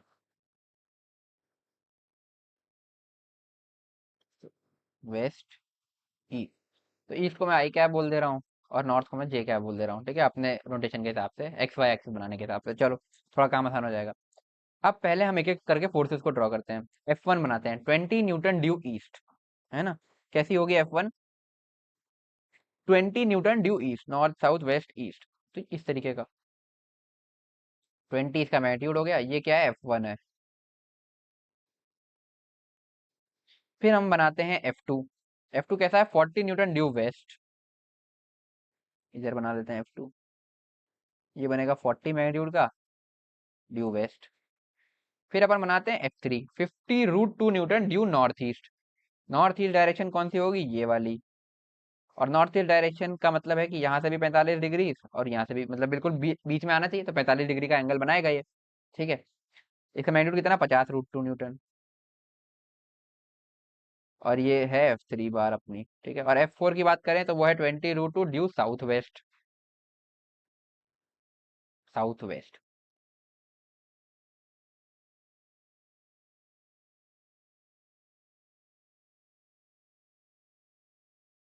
ठीक। चलो भाई, अब इसका अपने को रिजल्टेंट बताना है। तो देखो यहाँ से दो तरीके हैं, दोनों करके दिखाऊंगा, है ना। एक मैं इसका कॉपी बना लेता हूँ, क्योंकि मुझे दोनों तरीकों से करना है इसको सॉल्व, ठीक है।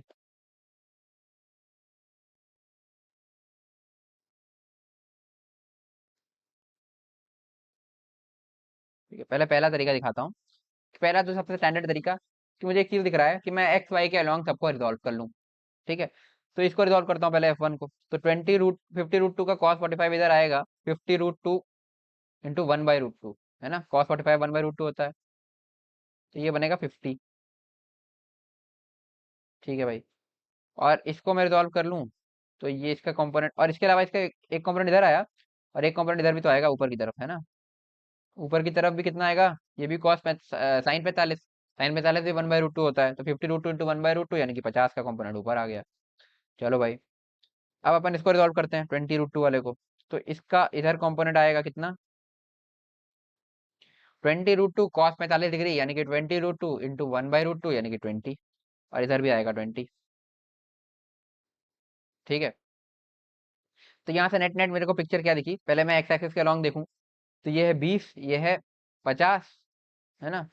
50 20 70, और इधर कितना है, 40 और 20 60, है ना। तो इधर है 70, इधर है 60, तो नेट नेट मेरे पास बना इस डायरेक्शन में 10 का, है ना, आई कैप के डायरेक्शन में या फिर ईस्ट के डायरेक्शन में। फिर इधर वाई डायरेक्शन में देखूं, तो ये है 50 और नीचे की तरफ है 20, तो नेट ऊपर की तरफ 30 बनेगा, जे कैप डायरेक्शन में। पूछा क्या है अपने से, find the magnitude and direction. तो इस वेक्टर का मैग्नीट्यूड तो सीधे दिख रहा है, रिजल्टेंट का मैग्नीट्यूड हो जाएगा √30 का स्क्वायर यानी कि 900, प्लस 10 का स्क्वायर यानी कि 100, √1000 यानी कि 10√10 न्यूटन, ठीक है। डायरेक्शन की बात करेगा तो tan थीटा लिख सकता हूँ मैं, इसका रिजल्टेंट कुछ ऐसा आएगा, है ना। At an angle theta with horizontal, तो tan थीटा कितना हो जाएगा, 30/10 यानी कि 3, तो थीटा इक्वल टू tan−1 3, है ना। और ये किस डायरेक्शन में गए, नॉर्थ में गए, from east, north of east ऐसा लिख सकते हैं, नॉर्थ ऑफ ईस्ट, ये कैसे लिखा जानते हो ना, इस तरह के क्वेश्चन अपन ने स्टार्टिंग में किए थे, नॉर्थ साउथ किस तरीके से डायरेक्शन लिखते हैं, तो इस तरीके से भी लिख सकते हो। Theta equal to tan inverse 3 north of east, है ना, ये हो गया। और न्यूटन ये डायरेक्शन मैग्नीट्यूड भी आ गया, ठीक है। तो एक तरीका ये है स्टैंडर्ड वाला। दूसरा तरीका क्या है, ध्यान से देखो। रिजॉल्व करने से पहले ही मेरे को ये दिख रहा है कि ये दोनों एक दूसरे के अपोजिट डायरेक्शन में है, ये F3 और F4, ये 50√2 है, ये 20√2 है। तो इन दोनों को हटा के मैं एक वेक्टर यहाँ पे लगा सकता हूँ 30√2 का, ठीक है। अब इसको रिजॉल्व कर लूंगा, तो इधर आएगा 30 और इधर भी आएगा 30। तो इससे मेरा डायरेक्टली वाई कॉम्पोनेंट मेरे को दिख रहा है 30, और एक्स कॉम्पोनेंट में क्या करूंगा, 30 20 50, इधर है 40, और ये इसका भी जो 20, हाँ इसका केवल 40 है ना, यही आया ना केवल, क्योंकि ये तो खत्म ही हो गया। तो ये हो गया 50, ये हो गया 40, तो मुझे इधर दिख गया राइट में 10, और ऊपर की तरफ डायरेक्टली दिख ही रहा है 30। तो वही फिगर बन गया, और उसके बाद फिर सेम चीज करना है, ठीक है। तो तुम्हें जो बेटर विजुलाइज हो, पहला अगर ये दोनों अपोजिट दिख रहे हैं तो इनका एक रिजल्टेंट वेक्टर कर लो, इन दोनों को काट के एक वेक्टर बना दो 30√2, है ना, और फिर उसी का कंपोनेंट ले लो, या फिर दोनों का कंपोनेंट ले लो, फिर तुम प्लस माइनस कर लो, तुम्हारा मन, ठीक है, जो बेटर लगे। आगे बढ़ते हैं यार, नेक्स्ट क्वेश्चन। हम्म इसमें बोल रहा है कि ए वेक्टर गिवन है, बी वेक्टर गिवन है, find unit vectors of a plus b and a minus b. A plus b के अलॉन्ग और ए माइनस बी के अलॉन्ग यूनिट वेक्टर बताना है। सिंपल है भाई, पहले ई प्लस बी करके देखो कितना आएगा। डायरेक्टली ऐड कर दूं यार, लिख नहीं रहा मैं। 2 और 3 का एडिशन आएगा 5, -1 और -2 का एडिशन आएगा -3, और 3 और -2 का एडिशन आएगा 1। ठीक है, देखो कितनी जल्दी हो जाता है इस नोटेशन से, है ना। ये हो गया। ए प्लस बी का के अलॉन्ग तुम्हें यूनिट वेक्टर लिखना है ना। पहले इसका मॉड लिखना पड़ेगा अपने को, उसके लिए मॉड क्या होगा, √5 का स्क्वायर 25, प्लस -3 का स्क्वायर 9, प्लस 1 का स्क्वायर 1। ये कितना आएगा, √25 और 10, 35 आ जाएगा, √35। ठीक है। तो ए वेक्टर प्लस बी वेक्टर के अलॉन्ग जो यूनिट वेक्टर होगा, है ना, यूनिट वेक्टर, वो आएगा सिंपली 5 - 3 1, यानी कि जो ए प्लस बी है अपॉन इसी का मैग्नीट्यूड √35, है ना। तो इसको अपन ऐसे लिख सकते हैं, 5/√35 आई कैप, -3/√35 जे कैप, प्लस 1/√35 के कैप। बस यही तुम्हारा आंसर होना चाहिए। अब ए माइनस बी वाला तुम्हारा होमवर्क है, ठीक है। ये अगर तुम पूछोगे तो ही मैं बताऊंगा, अदरवाइज मैं आगे बढ़ जाऊंगा, ठीक है, बहुत ईजी है, ये तुम अपने आप से कर लेना। ठीक है, यही चीज करनी है, ए प्लस बी की जगह ए माइनस बी लिखना है, फिर यूनिट वेक्टर लिखना है। चलो, नेक्स्ट क्वेश्चन। इसमें बोल रहा है a bob of weight 3 newton is in equilibrium under the action of the forces, जो इस तरीके से हैं। अब इसमें 2 स्ट्रिंग्स हैं, तो मैं तुम्हें थोड़ा सा इसमें हिंट कर दूं कि इस पर जो स्ट्रिंग होती है ना, स्ट्रिंग अपनी तरफ एक फोर्स लगाता है, टेंशन फोर्स उसको बोलते हैं। तो इस पर एक टेंशन लगेगा, टेंशन टाइप का फोर्स लगेगा T1, और इधर भी स्ट्रिंग है तो इधर भी एक फोर्स लगेगा, ये लगेगा T2। ये दो टेंशन फोर्सेस लगेंगे। अब इनका मैग्नीट्यूड क्या है, यही तुम्हें कैलकुलेट करना है, ठीक है। इतना मैंने तो बता दिया कि इन फोर्सेस का डायरेक्शन क्या है, किस तरीके का इसका नेचर होता है, ठीक है। ये तुम वैसे एनएलएम में पढ़ोगे, बट अभी क्योंकि हमें वेक्टर रेजोल्यूशन सीखना है तो मैंने तुम्हें खुद ही बता दिया कि इस तरीके से एक T1 फोर्स लगेगा, इस तरीके का एक T2 फोर्स लगेगा। अब ये बोल रहा है कि बॉब ऑफ वेट 3 न्यूटन, इसका वेट 3 न्यूटन, तो एक फोर्स ये 3 न्यूटन वाला अलग से है ही है, ठीक है। उसके अलावा ये दो T1 T2 है, ठीक है। ये हो गया। तो tension force in the string, यही T1 और T2 का तुम्हें मैग्नीट्यूड मतलब बताना है कि इनके वैल्यू कितनी है। T1 क्या होगा, T2 क्या होगा, फॉर इक्विलिब्रियम। इक्विलिब्रियम का मतलब क्या हुआ कि F net on the bob is equal to 0 होना चाहिए, दिस इज इक्विलिब्रियम, है ना। तो अब तुम्हें इसमें करना क्या है, मैंने तुम्हें पूरा हिंट कर ही दिया है कि तुम्हें इन T1 T2 और ये जो तीसरा फोर्स है 3 न्यूटन, इन तीनों फोर्स का रिजल्टेंट 0 लाना है, ठीक है। 3 वेक्टर का रिजल्टेंट 0 करना है। तो तुम्हें इन T1 T2 की वैल्यूज बतानी है, ठीक है। ये तुम्हारा होमवर्क हो गया, ठीक है। तुम कैसे करते हो, क्योंकि इसको दो मेथड से किया जा सकता है, एक तुम गैस कर लोगे क्योंकि ये हमने क्लास में कर रखा है, अभी आज ही किया है, ठीक है। और दूसरा मेथड जो है वो मैं तुम्हें नेक्स्ट लेक्चर में बताऊंगा, और उसके बाद फिर हम आगे मल्टीप्लिकेशन ऑफ वेक्टर्स की तरफ बढ़ जाएंगे, ठीक है। और किसी को अगर पता हो कि दूसरा मेथड क्या है ना, गेस कर लिया हो, तो कमेंट जरूर करना कि ये मेथड है, ठीक है। तो ठीक है यार, आई होप तुम्हें आज जितना बताया अच्छे से समझ में आया होगा। अगर तुम्हें कोई भी डाउट है तो तुम कमेंट सेक्शन में पूछ सकते हो। इसके अलावा तुम टाइम स्टैम्प जरूर डाल देना कि किस पॉइंट पर तुम्हें वीडियो में डाउट आया था, ठीक है, ताकि मेरे को पता चल सके कि किस पर्टिकुलर पॉइंट पे तुम्हें डाउट है। इसके अलावा तुम अपने डाउट्स टेलीग्राम ग्रुप वगैरह पर भी पूछ सकते हो, वहां पर तुम आपस में भी एक दूसरे के डाउट्स आंसर कर सकते हो, बाकी मैं तो बताऊंगा ही, ठीक है। तो यार आई होप तुम्हें वीडियो पसंद आई। अगर पसंद आई तो वीडियो को लाइक करना यार, जितना हो सके अपने दोस्तों के साथ शेयर करो। और अगर तुमने अभी तक चैनल को सब्सक्राइब नहीं किया है तो जल्दी से सब्सक्राइब कर लो। और इस सीरीज को अगर तुम फॉलो कर रहे हो तो एक कमेंट में हार्ट जरूर ड्रॉप करना यार। इसके अलावा मैंने तुम्हें स्टार्टिंग में भी बताया था कि मैंने स्ट्रैटेजी कंटेंट अपने नए channel Nakul Saxena IIT BHU पर शिफ्ट कर दिया है, जहाँ पर तुम्हारे लिए काफी अमेजिंग गाइडेंस और स्ट्रैटेजीज मैं देते रहता हूँ। तो अगर तुम्हें मेरी गाइडेंस चाहिए, मेरी पर्सनल मेंटोरशिप चाहिए, तो उस चैनल को भी जल्दी से सब्सक्राइब कर लेना। लिंक तुम्हें उसका भी डिस्क्रिप्शन में मिल जाएगा। चैनल का नाम है नकुल सक्सेना IIT BHU। और उस पर मैंने तुम्हारे लिए डिटेल्ड बैकलॉग वीडियो ऑलरेडी डाल दी है, जिसमें मैंने तुम्हारे साथ पूरी स्ट्रेटजी डिस्कस की है कि तुम कैसे अगले 3 महीनों के अंदर फिजिक्स केमिस्ट्री मैथ्स का पूरा बैकलॉग खत्म कर सकते हो और बहुत कॉन्फिडेंटली अपनी 12th स्टार्ट कर सकते हो और 11th को वेस्ट होने से बचा सकते हो। तो वो वीडियो तुम्हारे लिए काफी इंपॉर्टेंट है, और अगर तुम जरा भी सीरियस हो 11th का बैकलॉग कंप्लीट करने के लिए तो वो वीडियो जरूर देखना यार। तो मिलते हैं यार फास्ट ट्रैक के नेक्स्ट लेक्चर में, तब तक के लिए stay motivated and keep studying.